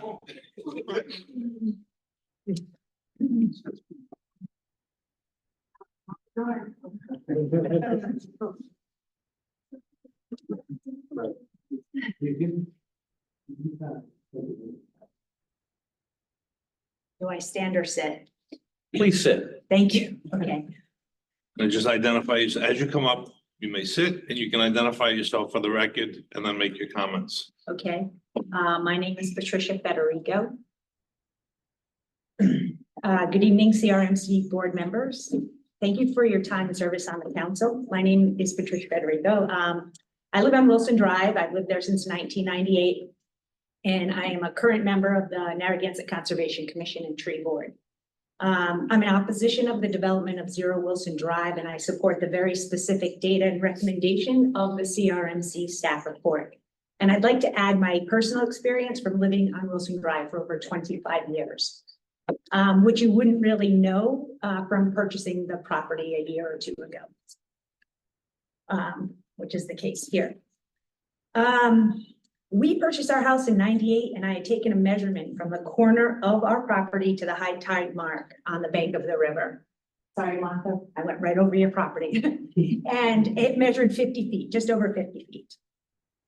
Over the years, because of the level of the sea level rise of the river rise, I noticed a lot of portions of the bank were falling into the river. So recently I took another measurement from that same mark at the corner of my yard to the high tide mark, and it's 38 feet. That's a difference of 12 feet of land gone in 25 years. So my concern is for the current homeowners and the risk and cost of flooding. In its current state, 0 Wilson Drive serves as a natural buffer for the homeowners surrounding this property. I'd like to refer to the objector's packet. This is what it looks like. This is the property right here. This is a like a 2.5 foot, it is 1 foot underwater. And this is where he's going to build. If you all have the pack, that is not rain, that is the river going into that wetland right there. He is going to build, that property is, this is the river right here. This is that boat ramp. This is that rail underwater. This happens on several occasions over the course of 1 year, time and time again.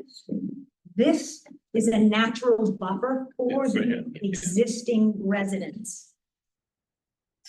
Okay. Once developed, that essential buffer of protection will be gone, and our homes that have been here since the 60s are at greater risk of inundation. Along with damaged property cleanup and restorations are exorbitant costs. And as a working class neighborhood, we're asking your help to protect our homes and investments by leaving 0 Wilson Drive in its natural state. I'm sure that if you lived in this community, you would do everything in your power to preserve this native habitat, this thriving river, this logical safeguard. And we're asking that you please make sure the hardship doesn't fall on the existing residents. Thank you very much for all of you. Where is your home on that map over there? Yeah.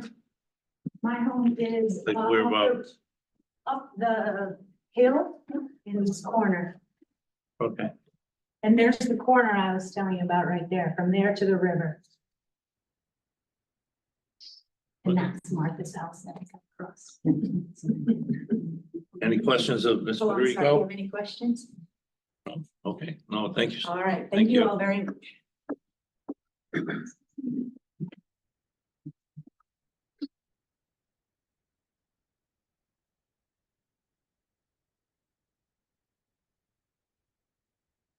Good evening. My name is Christine Brochu. I live on Wilson Drive and I am on Narrow River or walking Narragansett Beach to the river almost every day of the year. It is truly a special place to me. Keeping the river healthy is very important to me, the neighborhood, and the Narrow River community. When we purchased our property in 1998, the river was becoming healthy again after many years of being polluted. The pollution was primarily from overdevelopment and poor septic system maintenance. In an effort to clean up the Narrow River area, the towns of Narragansett and South Kingstown installed town water and town sewer lines.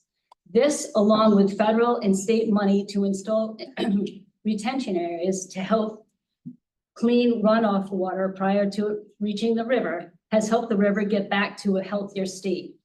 The river, which used to be dark and murky, now is more clear, and the wildlife habitat is getting stronger.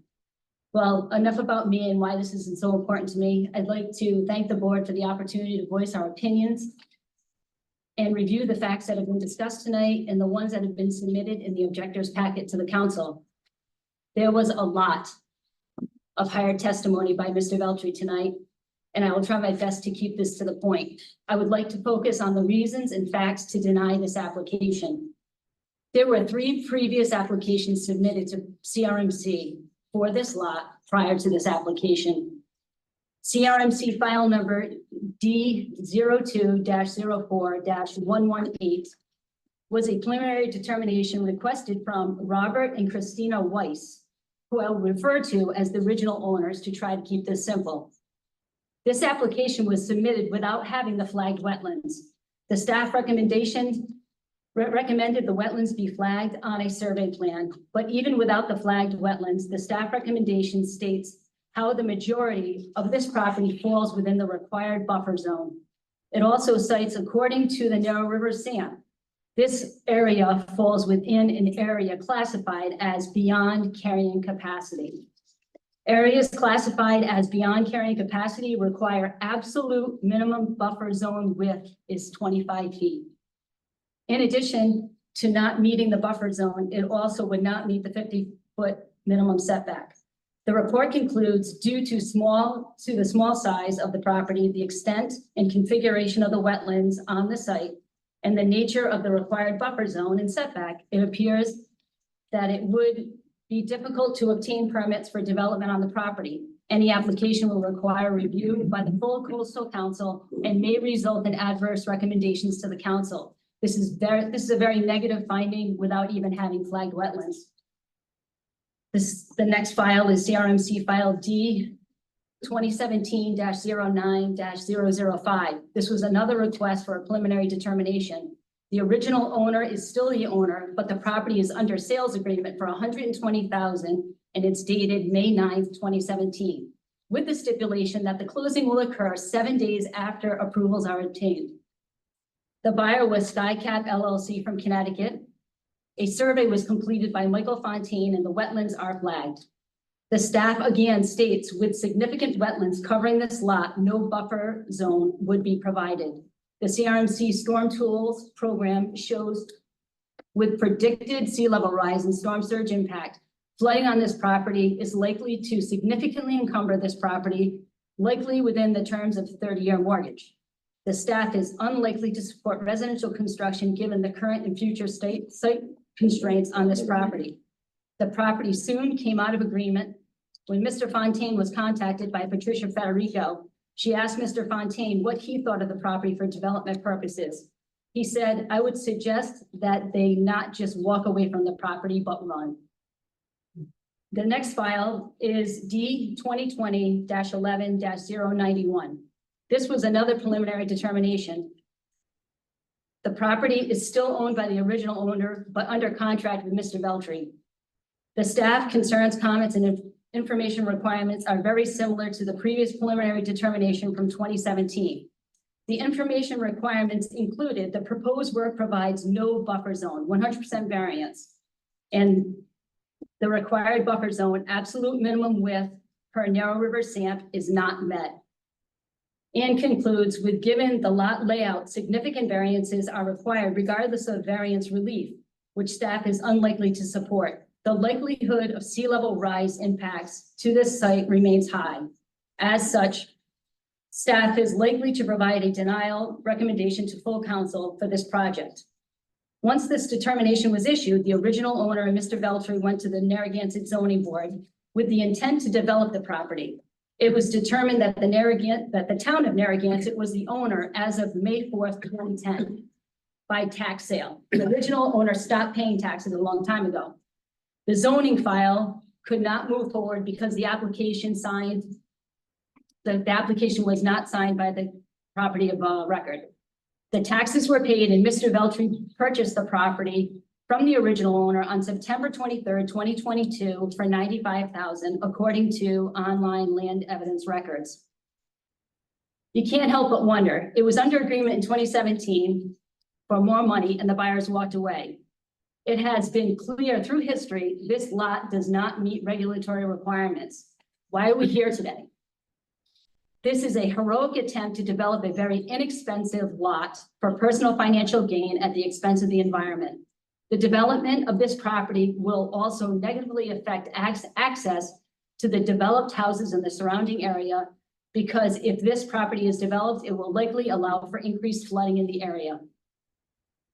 Now we're to our current CRMC file 2022-12-075. The only thing that has changed in this file is a small design change. In the river area, a lot has changed in the last couple of years. I have seen increased flooding and inundation events in the subject area, and at the river mouth, there has been significant coastal erosion and higher sustained tides. The staff report speaks for itself.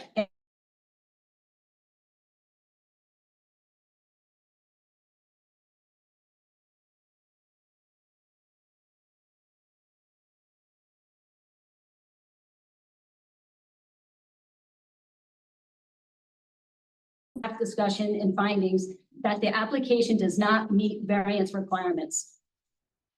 Save the day cites that section 4.1.3 of the Narrow River SAMP, which regulates the land beyond carrying capacity. It states in section F, new development buffers shall be an absolute minimum of 25 feet in width. Variance to the buffer standard shall be consistent with CRMC density where possible during CRMC review of town zoning changes to the comprehensive plan. The buffer is important to reduce impact to the wetland, wildlife habitat, nutrient removal, stormwater management, and erosion control. Since this property floods, the rain garden will fail during those storm events and exacerbate existing issues. Tonight, you will hear from Craig Wood from the Narrow River Preservation Society. In your packet, you have a letter dated from him March 31st, 2023. That was submitted in the objector's packet. I'm sorry, a lot of this is going to be forward speaking because I expected to be speaking last. Does that make sense? The NRPA strongly believes the lot is simply too constrained to support the proposed dwelling and the other proposed features, and there will be short and long-term consequences to the buffer zone and the immediate coastal feature. Neighbors have supplied photographs of how this area has been flooding in greater frequency. Pictures are supplied from storm events in just the last 2 years, January 2024, December 2023, and December 2022. The subject is located within the Pettisquamskett Terrace Improvement Association. The association submitted a resolution regarding the opposition of the development of 0 Walson Drive, tax assessor's plat N-A, lot 28K, which was included in the objector's packet. The subject has 2 abutters, the town of Narragansett and the Callan family. A letter from Martha Callan was submitted on March 13, 2024, objecting to this application, and she will be speaking about her concerns tonight. Scott Rabideau, James Hool, Joseph Caselli, and Mr. Veltri made a case to grant the requested variances. All of the objectors here tonight are those that supplied letters in the objectors' packets and are all volunteers. We are asking for you to really look at this lot. Its obvious constraints, the buffer zone within the Narrow Rivers SAMP regulation, absolute minimum 25 feet, section 4.1.3. The Rhode Island CRMP, and most importantly, keep making the decisions that will make Narrow River a healthier watershed by preserving this very special wetland area from development. This will help reduce sediment in the river, increase wildlife habitat, help with erosion control and storm management. The river has come a long way since the 70s and 80s. Please consider the area and how access to the area is limited during storm events, and the development of this lot will not help flooding to the lot or the roadway, which the area already experiences. So I know you've heard a lot of testimony tonight, and I feel for you all. I'm also on 2 boards. I'm an alternate on the Narragansett Zoning Board, and I'm the vice president of the Northeast Regional Association of Assessing Officers. So I'm going to wrap this up the best I can. CRMC storm tools indicate this property is subject to severe inundation and storm damage, which will likely get worse with sea level rise. Senator Jack Reed has received federal funding to give Rhode Island homeowners financial assistance to be bought out of homes in flood-prone areas. This proposed development is doing just the opposite. This does not make common sense. Please support the CRMC staff recommendations, and I will repeat the closing message from the Save the Bay objection letter. If you do approve this application, you would create a dangerous precedent for future applications, encouraging the purchase of small lots containing wetlands and subject to flooding. Please hold up the regulations in place to help preserve this watershed area and deny these variances. Thank you all for your consideration tonight. Thank you. Any questions? The witness? No, thank you. Thank you.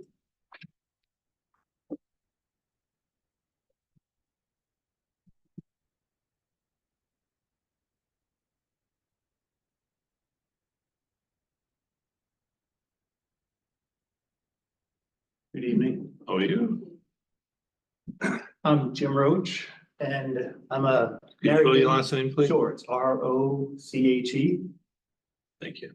I'm a Narragansett resident. I'm not a resident of this neighborhood. And I just really want to make one point that I think is important. You've seen renderings tonight, and you've heard testimony that this structure will be in harmony with other houses in the neighborhood. It won't have and that it will not have an impact on the scenic value of the neighborhood.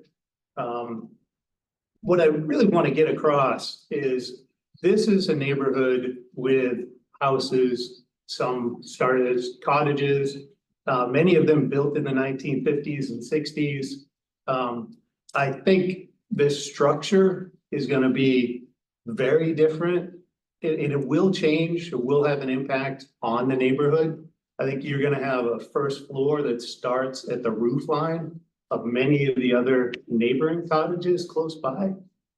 And you're going to have, roof level that's going to be so much higher than many of the other houses that will impact the view from other houses. The pictures that you've seen, the renderings really show the structure on its own. I think when you put that in amongst these houses of much smaller size and from a very different time, it definitely has a huge impact on the neighborhood. And I just wanted to get that across. The other point I noticed is, they were talking about the level where the house is going to be is at 4 feet, and that other houses in the neighborhood are at that same level. And I'm not a surveyor, but just looking at a map that was handed to me, I can see houses that are between 4 and 6 feet. And this seems like it's on the lower side, and the lot is at between 2 and 4 feet. So I think it's definitely gonna have flooding issues there and other houses that are maybe slightly higher. You can see from pictures that I think have been submitted that the water is right up to their front door. So that was all. Thank you. Any questions of Mr. Roach? Thank you. Thank you.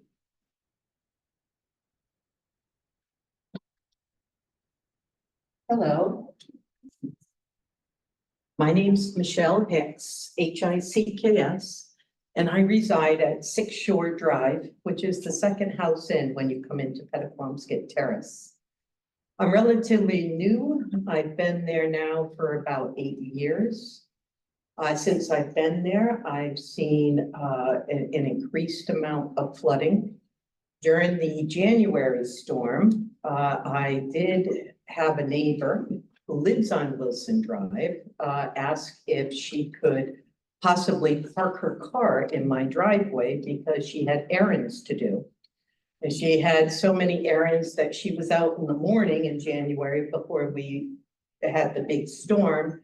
And she went through 0 Wilson Drive, which is brackish water, as we all know.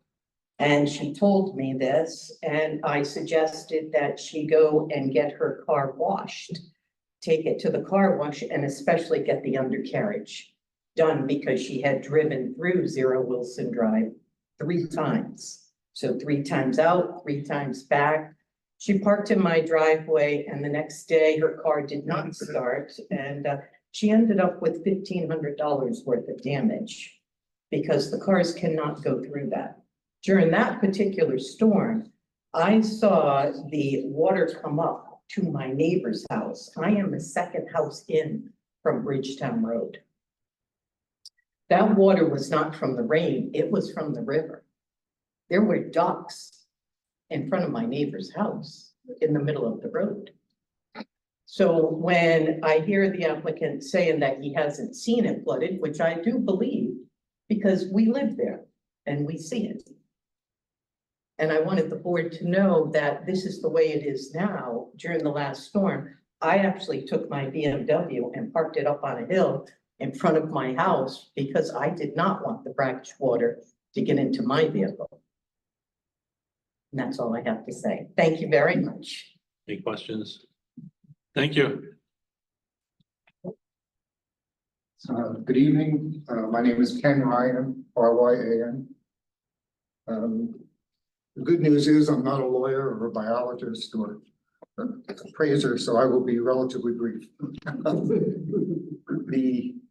I own the property at 4240 Pettaquamsket Avenue. So it's actually the 2 dwellings that are adjacent to the boat ramp. And I've carefully followed this application process. I think this is the 19th hour meetings I've been to, considering the planning board in Narragansett, the zoning board, and various meetings. And as you know, the planning board said no. Narragansett zoning board said yes. And the one consistent group that continually expressed and supported with facts the opinion that the property is just not buildable. This is the staff of the CRMC. And the addendum in June 14th, which was in the packet, presents clear and factual reasons why the application should be denied. And I just want to focus on one of the 7 criteria.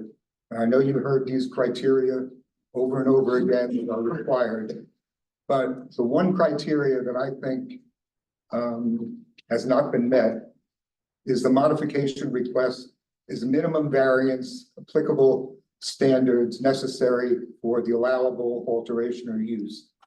The question really is, has the applicant met the legal burden by demonstrating the proposed project seeks the least relief possible?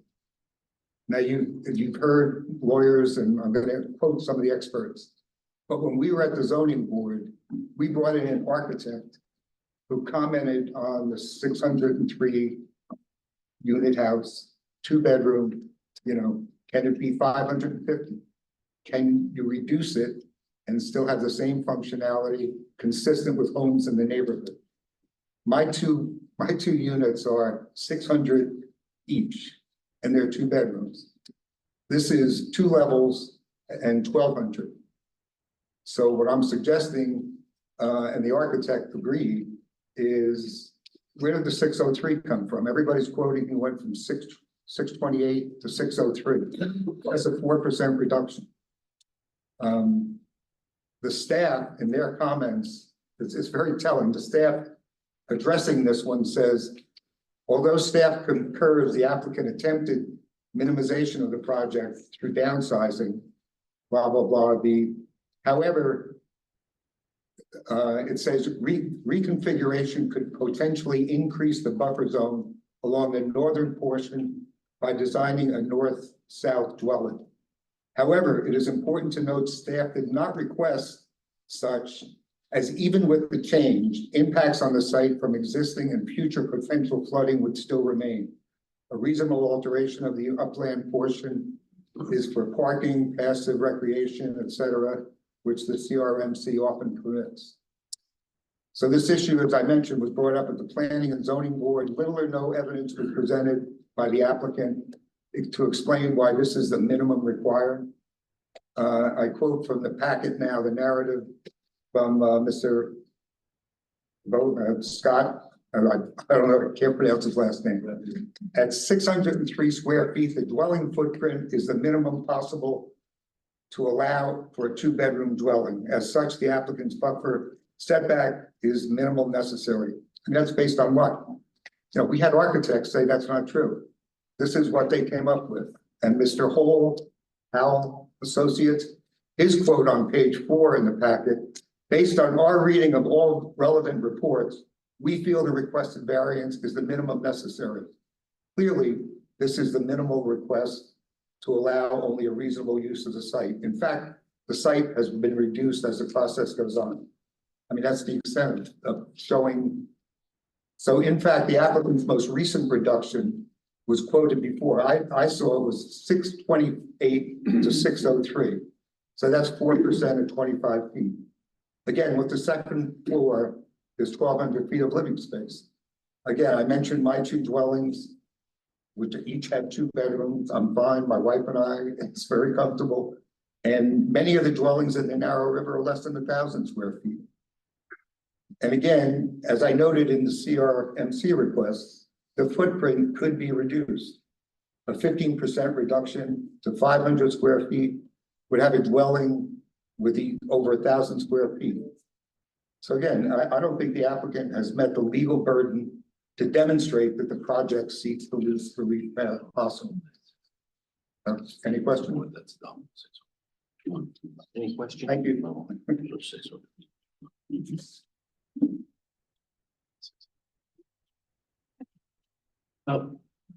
Living space. Yeah, but it's like, not really how to say it. Right. Hello, I'm Martha Callan. I'm in a butter. My family's owned the I'm sorry, can you land. spell your last name, please? CALLAN. Thank you. My family's owned land to the west side of Mr. Veltri's property, which is the riverside, since the 1950s, and to the south side of Mr. Veltri's property, which is the side his stairs would face, since the 1960s. All that time, that land is what I would consider a swamp. I don't consider it wetlands, I consider it a swamp. Before the Phragmite grew, you could see it very well from the river. It's a big round bowl that looks like a big swamp hole. Very little of it seems dry. No one's ever really gone in there and used it for anything. No one ever believed that anyone would ever try to build on anything in there. It's just beyond my wildest imagination. I'm concerned that if Mr. Veltri builds there, any water that's displaced would negatively impact me. We don't know if any water will be displaced in a flood. I know that's going to be impervious things, it's going to be rain garden, but until it's built, you don't know. He's got lovely trees in his diagram, but most of those would never survive in actuality. And I don't understand why someone who lives in Vining Shores would really want to move to a mosquito bog and go up and down all those stairs all day long. It doesn't make any sense to me. Well, so it was said that that's the only wetland around. That's not the only wetland around. There's another wetland lot at the end of Marsh Lane. And if this gets approved right away, there'll be another application to build another stilt house at the end of Marsh Lane. And I just don't understand where they will park, which someone else already mentioned. That floods. My niece got stuck. She tried to go out to pick up a prescription. She was in an SUV. She had to get towed out. So that's a real problem. So that's basically what I have to say. Thank you. Thank you.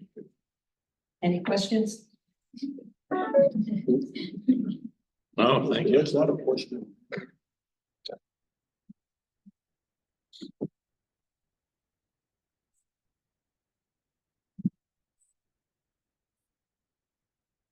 My name is Barbara Rampo, Rampo.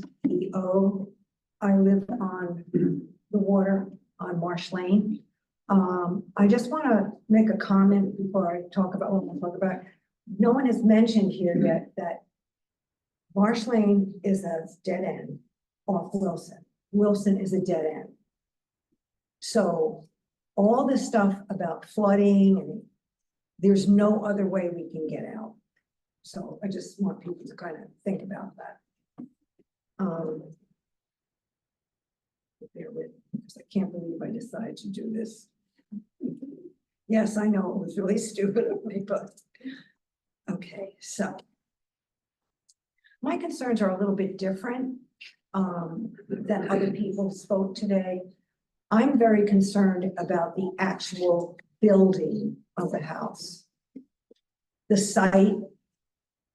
How are they going to build it with the limited setbacks? One, you need a dumpster. Where is that going to go? Two, you need space for a porta potty. You need to have building equipment. Where is the lumber going to be stored? Where are the shingles, the nails, the roofing, all of that? Where is that going to be stored? I know all of that doesn't come at the same time, but we're talking about a very limited space. And so how is that not going to encroach on the wetlands and on the buffer? I don't see how that's possible. The other thing is,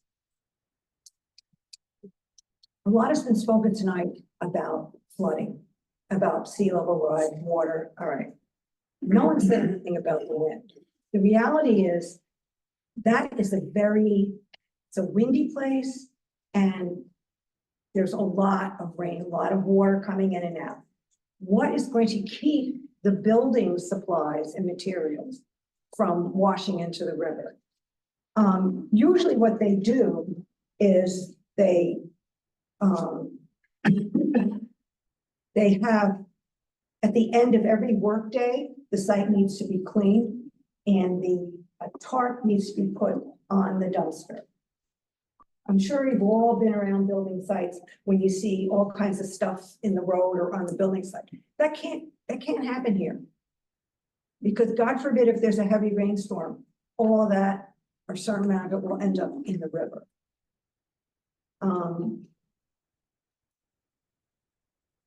The parking is another big problem. There's not a lot of parking there to begin with. The big parking spaces that are there are utilized by the state boat launch. So you're going to have at least 10 trucks there building. So what that's going to do is it's going to limit the use of the state boat ramp.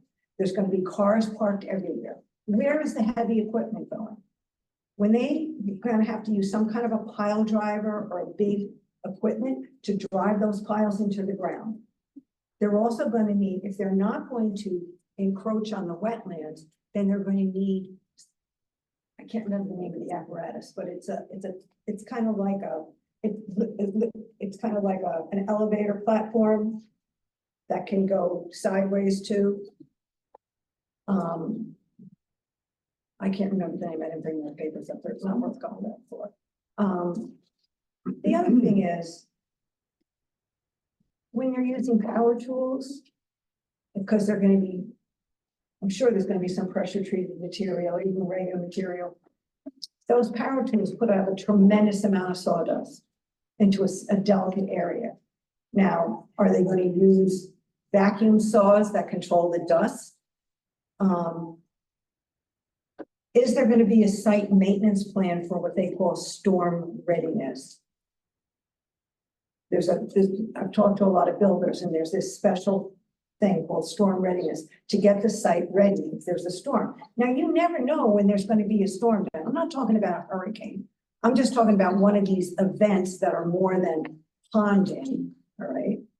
That seem to come when there's a bad rainstorm, especially if it's on a night of a full moon. The other thing is, what about safety during the construction period? So if you have a dumpster, a porta potty, all these vehicles parked, the road isn't that wide to begin with. How are emergency vehicles going to get up and down there? There won't be enough room. I mean, just on a holiday weekend, when there's a lot of people parked on either side of the road to use the boat ramp, you can barely get through there sometimes. So these are my concerns. The Narrow River is a very delicate, vulnerable ecosystem that needs to be treated with care and the respect that it deserves. Every day I walk past that property several times a day, and it is a nice piece of property. It has all kinds of wildlife. People say, oh, it doesn't. There's birds, rabbits, foxes, everything in there. If we destroy that by building, that's another piece of property that's destroyed. I have what used to be 2 lots on the Narrow River. The one lot is well, I've left it wild. And the reason I've left it wild is because that's what the river needs. The river doesn't need lawns down to the river. So, any questions? Good. Okay, thank you.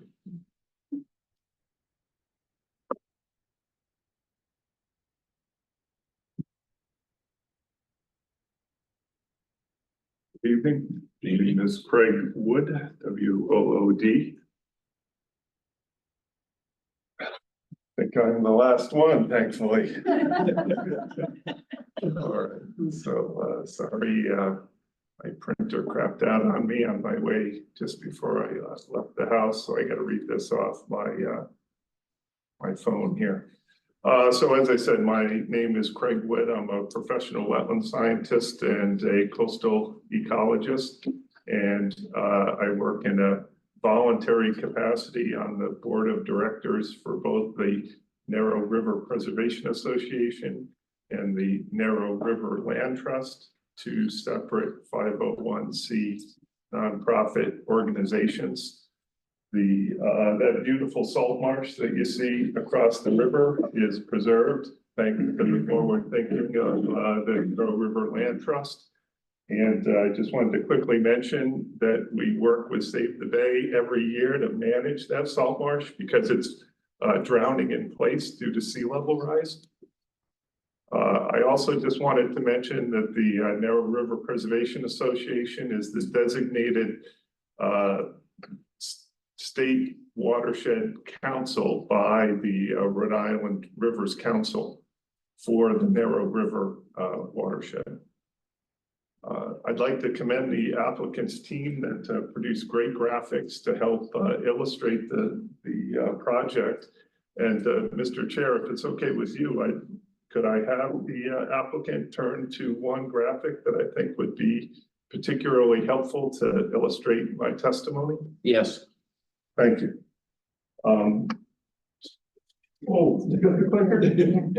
There's it's the last rendering in your presentation. Those renderings are spectacular.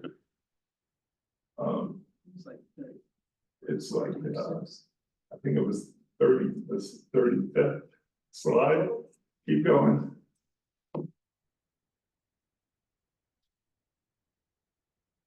There you go. Thank you very much. I appreciate that.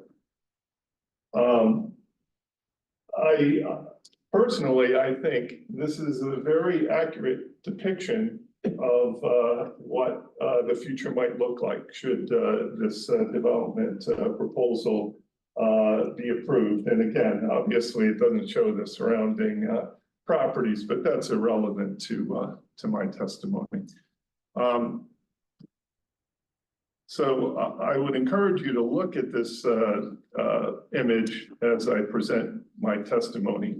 There are many issues of concern to both organizations, but in respect of the late hour and you know, the full confidence that you have closely looked at the very thoughtful staff report, I'm going to keep my topic specifically just to the loss of buffer. So at the NRPA and the Land Trust, there are 3 documents that we use to help protect the health of the Narrow River estuary. The first is the Red Book. The second is the Narrow River SAM. And the third is the very recently published Narrow River Management Plan prepared by the State Department of Environmental Management.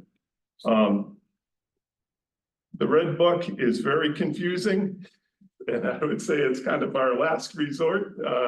In our management tools, we find the SAMP and the management plan to be much more clearly written and much more common, provide much more common sense. So first, I'd like to focus on the SAMP. And as I'm sure many of you are aware, the Narrow River SAMP was the first of its kind in the state. And the impetus for developing the SAMP was a poll of scientists in the state, and they determined that the most valuable natural resource in the entire state is the Narrow River. So that's the impetus for why it's developed. And I know you've heard a lot about section 4.4.3, but it just bears a quick revisit. It states for new development, buffers shall be an absolute minimum of 25 feet in width. Now, you've heard a lot of testimony where, you know, maybe there's wiggle room and a way around it. I'm just asking you to read the English words. There were a lot of very good people who went into developing the Narrow River SAMP. They meant what they said. For anyone questioning the importance of this stipulation, I offer the following language from DEM's 2023 Narrow River Management Plan. Quote, the predominant sources of water pollution in the watershed today come from stormwater runoff, improperly treated wastewater, and pet and wildlife waterfowl waste. The importance of, now I'm, end quote. The importance of protecting buffers to reduce water quality impacts has been well recognized by decades. And I might add, the applicant seems to be focusing on the fact that the buffer has been disturbed in the past. But the important thing to remember is that in its current state, the buffer is well vegetated with small trees, shrubs, and tall herbaceous growth. It is not a lawn. It is not a parking lot. It is not a house. And I urge you to look at that image so you can see what we're talking about. There's no buffer left. An absolute minimum of 25 feet. DEM's 2023 management plan goes on to list 10 important functions of vegetated buffers, only 4 of which, maybe 5, I would just like to quickly mention. It protects water bodies from non-point source pollution, sources discussed above, lawns, chemicals, fertilizers.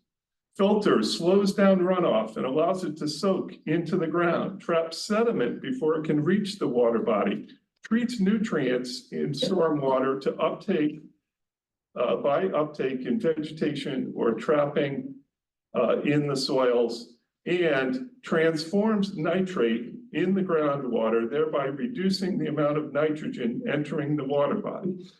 And anybody who knows anything about coastal ecology knows that the biggest culprit of the health of an estuary is nitrogen loading. DEM's plan also provides a short list of priority action items, one of which states, provide public education on good housekeeping efforts that residents and business owners in the Narrow River watershed can do to reduce pollutants in stormwater runoff. While our organization has expended significant energy trying to educate homeowners in the watershed, we are in the early planning stages of a very coordinated effort to broadcast this message even further in response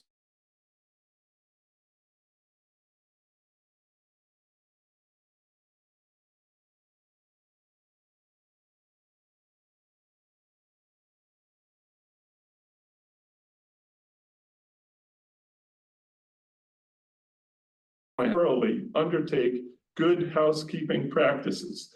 In other words, leaving buffers intact. And I will just conclude with, you know, what I guess is a pretty emotional statement from me. I spend a tremendous amount of my personal time trying to be a steward of the Narrow River watershed. So my concluding remark is, should the council find this development proposal is consistent with your goals and policies, then the future health of the Narrow River estuary is very grim indeed. Thank you for your time. Any questions of Mr. Wood? Thank you, sir.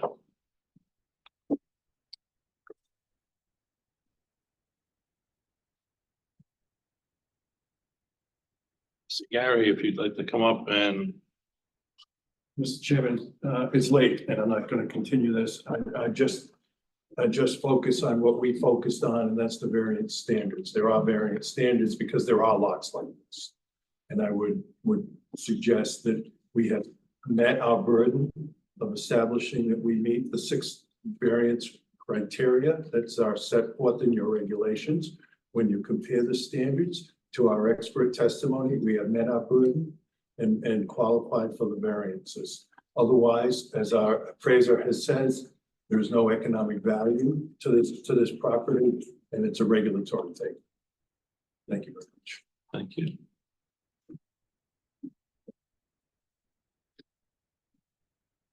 Tracy, I would offer you an opportunity to address all of what we've heard post your original presentation to the council. So Thank you, Mr. Chair. I will also try to be brief. I would like to just get on the record. Excuse me, I'm sorry. You have to speak up a little bit. Sorry. I will also try to be brief. I would first like to get on the record a few comments or clarifications related to some of the information the applicant presented. One of the comments was that local relief had been received, and as testimony showed as well, in the staff report, the planning commission voted against it. Zoning did allow it, and if current regulations were in place, zoning wouldn't really have any say, and the state would be the prime reliever, which I believe is even more important for us to look at this site. The view from the water that was talked about several times by many is not like the others. It is one of the only elevated houses to be proposed, and when you are sitting in a kayak looking at those reeds, you would see an elevated structure that isn't typical of that neighborhood. So that would be a difference. As far as the photo that I was cited, I don't have the figure number that I had taken. It was not an exact site picture of the lot, and that's my apologies if it was construed as such. it was an example of the tidal flooding that came from the river along that Wilson Drive, which the objectors did comment further on as far as access to the site. The stormwater BMP that was proposed, we talked a lot about that. And essentially, rain gardens are typical in Narragansett. They very have high groundwater tables, and it's one of the only stormwater BMPs that is somewhat functional in those instances. And once it reaches a certain threshold, it's going to fail, which I think everyone agreed on. However, it is intended to help reduce while it's effective. As far as the CHA requirements, while they are indeed guidance, they are intended to limit and reduce some development, which is also a goal of the Narrow River SAMP as well. One of the questions was regarding the design life, which the applicant stated was 30 to 40 or more years. The submitted CHA was based on a 30-year design life. So if it was longer than that, it's likely additional sea level rise impacts would be relevant to this site.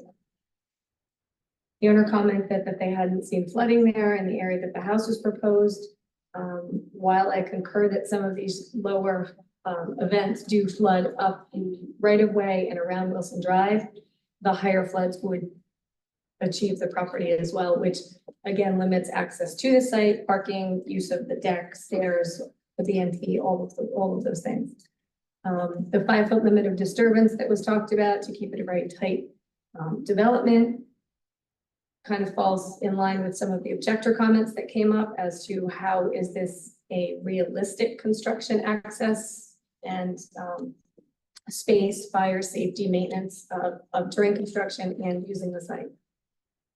As far as the biologist comments regarding the buffer zones, the prohibition is not listed in the red book. The absolute minimum SAMP buffer has been in place as long as I've worked here in all our SAMPs essentially. And I believe it was intentionally written that way to go above and beyond what the standard buffer zone is in the red book. I have not seen relief to that absolute minimum 25-foot SAMP buffer granted in my time that I can recall. The frag knotweed dominance of the site, Phragmites and knotweed dominance, while I agree it is invasive, definitely Phragmites is listed as protected under our wetland section in the program. And both of those species are excellent nutrient attenuators, and they are thriving on that site due to the water quality issues in the area, most likely, as well as disturbance in the neighborhood. So I do believe significant impact is likely if they are removed, because most of the habitat would be gone.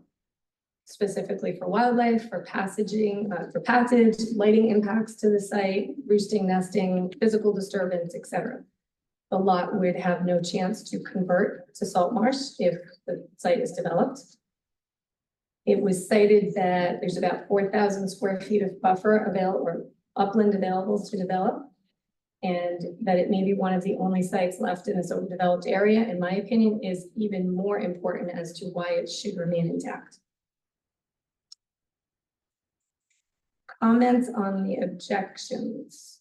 The additional testimony tonight, staff concurs this lot is the only site left natural in the overdeveloped area. I wasn't aware of the Marsh Lane site, so I guess one of two. This site helps currently slow and store tidal flooding. The natural vegetation, although invasive, attenuates pollutants and excess nutrients while providing the only significant wildlife habitat in the area. I also concur with the anecdotal comments on the increased tidal flooding in recent years, that the scenic value will change. CRMC looks at it from the waterway, not necessarily from the neighbors' views. And the construction, storage, and access concerns appear legitimate as well. To reiterate, I spoke with numerous potential buyers and realtors on this property as it was listed for sale over years since the original PDs were issued, every time advising against the significant variances and flooding concerns. These issues have only increased over the many decades the lot has remained undeveloped.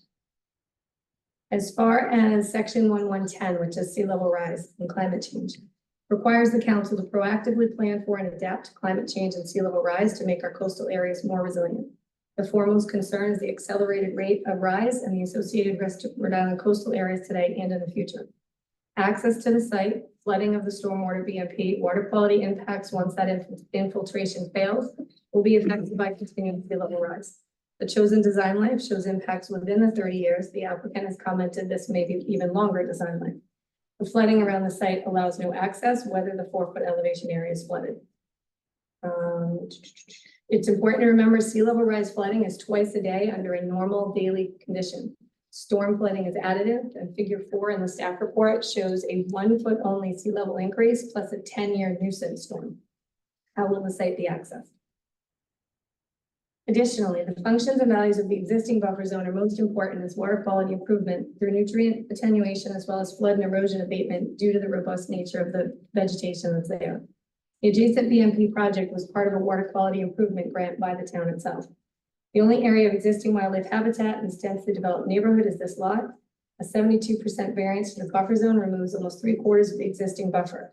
The reduced setback from this remaining buffer of only a few feet is likely to disturb any buffer zone left on the site and significantly detract from its current functions. The ability of the buffer zone to transition to salt marsh over time with sea level rise will be removed with development on this lot. Again, this is sort of back to the SAMP. The Narrow River SAMP also requires new development shall provide the buffer zone of 25 feet. This project is also 72% variant from this requirement. Additionally, the SAMP notes that these lots and lands developed beyond critical concern are the result of poor land use planning and predate the formation of the council. Further development on a lot such as this is an example of further poor siting located next to a BMP, which was designed to help reduce high pollutant loadings from overdevelopment. As to the variance request, staff's opinion is that the project still does not meet the request, specifically section 117A1, which requires providing greater buffer widths along type 2 waters, as well as a maximum coastal buffer zone width for projects abutting coastal wetlands adjacent to type 2 waters and those wetlands likely to migrate landward with sea level rise. 117A2 speaks of conflicts, which staff's opinion is likely to continue to occur, specifically access for other users in the area. 117A3, I do concur with.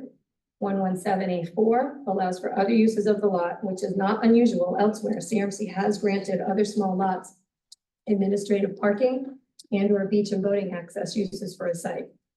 This does not appear to be the minimum necessary.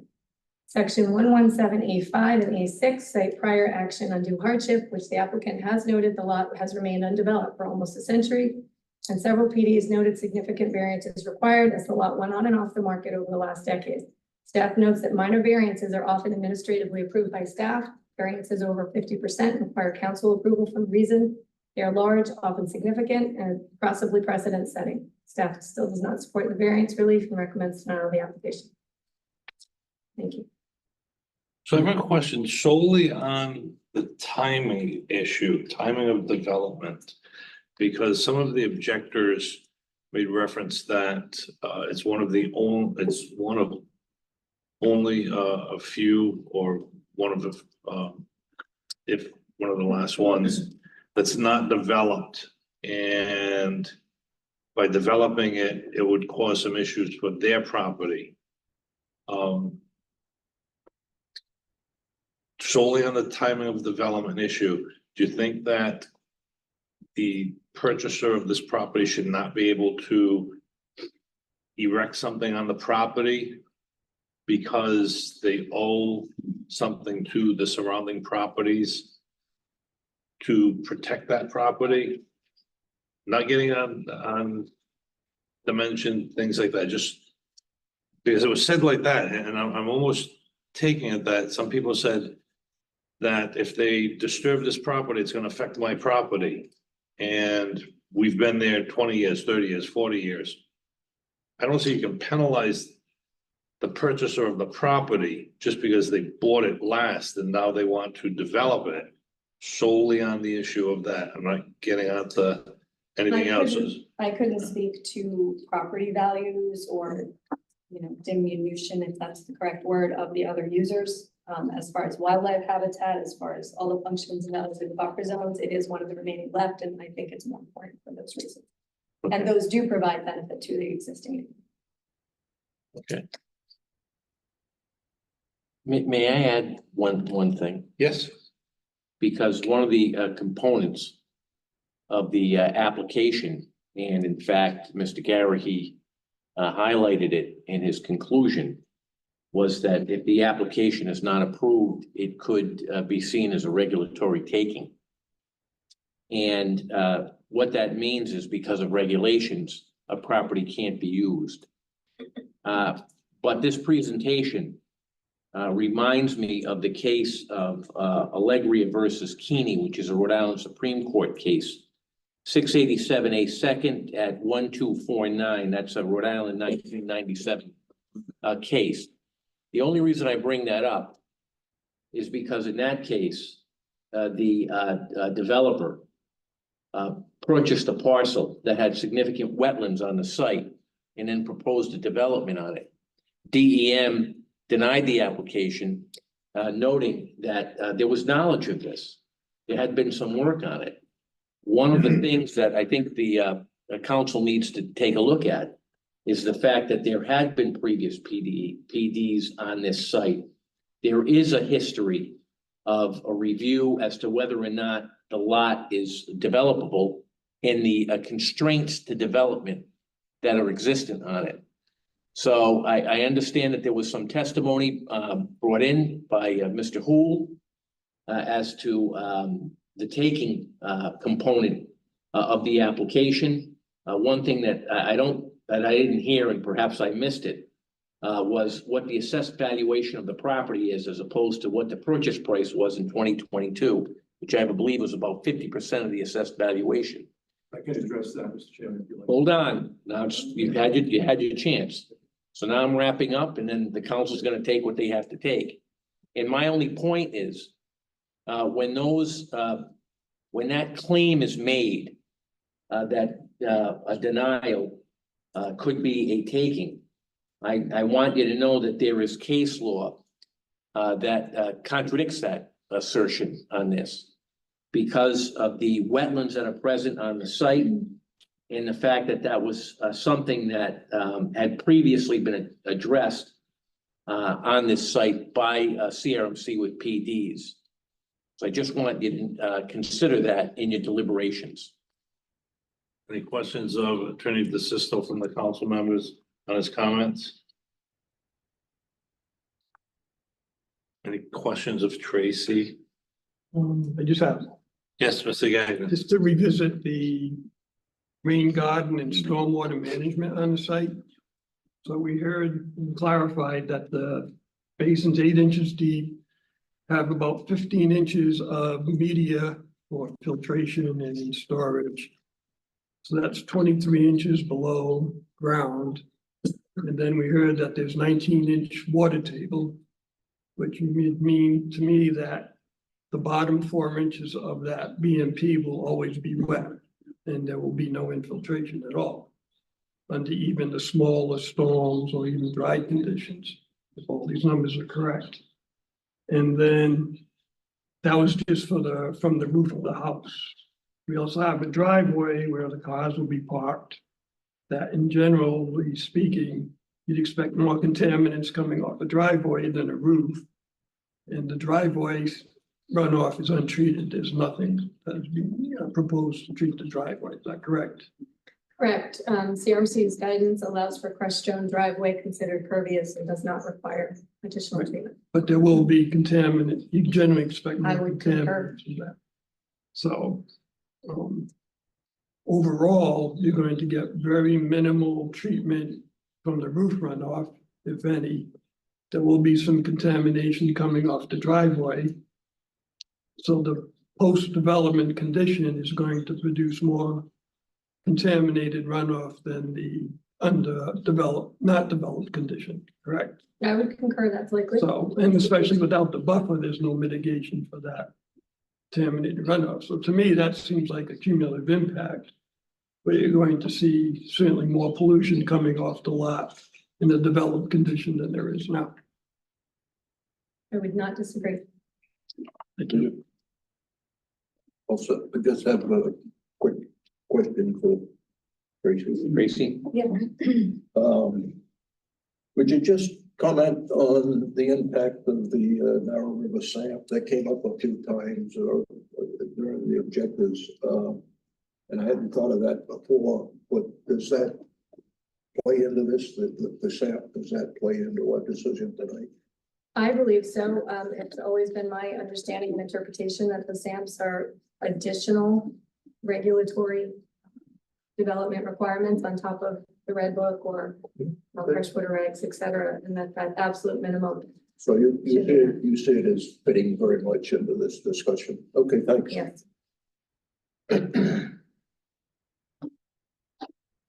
Any further questions? Okay, is the council in a position for a motion on the application?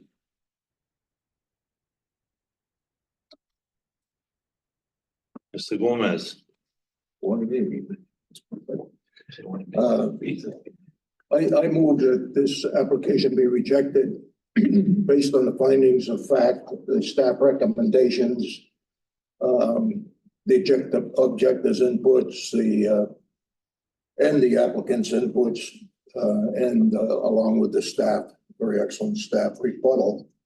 And just to highlight a couple areas that bothered me was the precedent setting, the excessive variances that required, things like the rain garden were, looked to be pretty ineffectual and very small. The stormwater, I'm glad that the storm tools got used, but I see their results as a little different than, my personal opinion is, which might not count, but is that the climate change is happening faster in this area than other areas. So, and the storm tools are a really good tool, but it says that this is basically an area you ought to stay away from, in my opinion. Scott Rabideau has mentioned the small habitat impact. Everything's relative, but this is an extremely small lot, as illustrated with that last slide that had been put up there. And the staff has recommended that other things like this could be a recreational site. There were other things you could do with this site. Now, the applicant bought the site and he stated that it was full knowledge of the conditions of the site. Existing previous applicants have all, I believe, have all been rejected or withdrew, or the PDs just didn't fail. They didn't go through. He bought the site with the knowledge, and then talk about undue hardship. Well, it's kind of like a buyer beware, and to me, this is just needs to be rejected based on all the material that presented to us tonight, especially Tracy's input. That says everything we need to say. A motion has been made by Mr. Gomez to deny the application. Is there a second? Second. Concurrently seconded by Mr. Gagnon and Ms. Reynolds.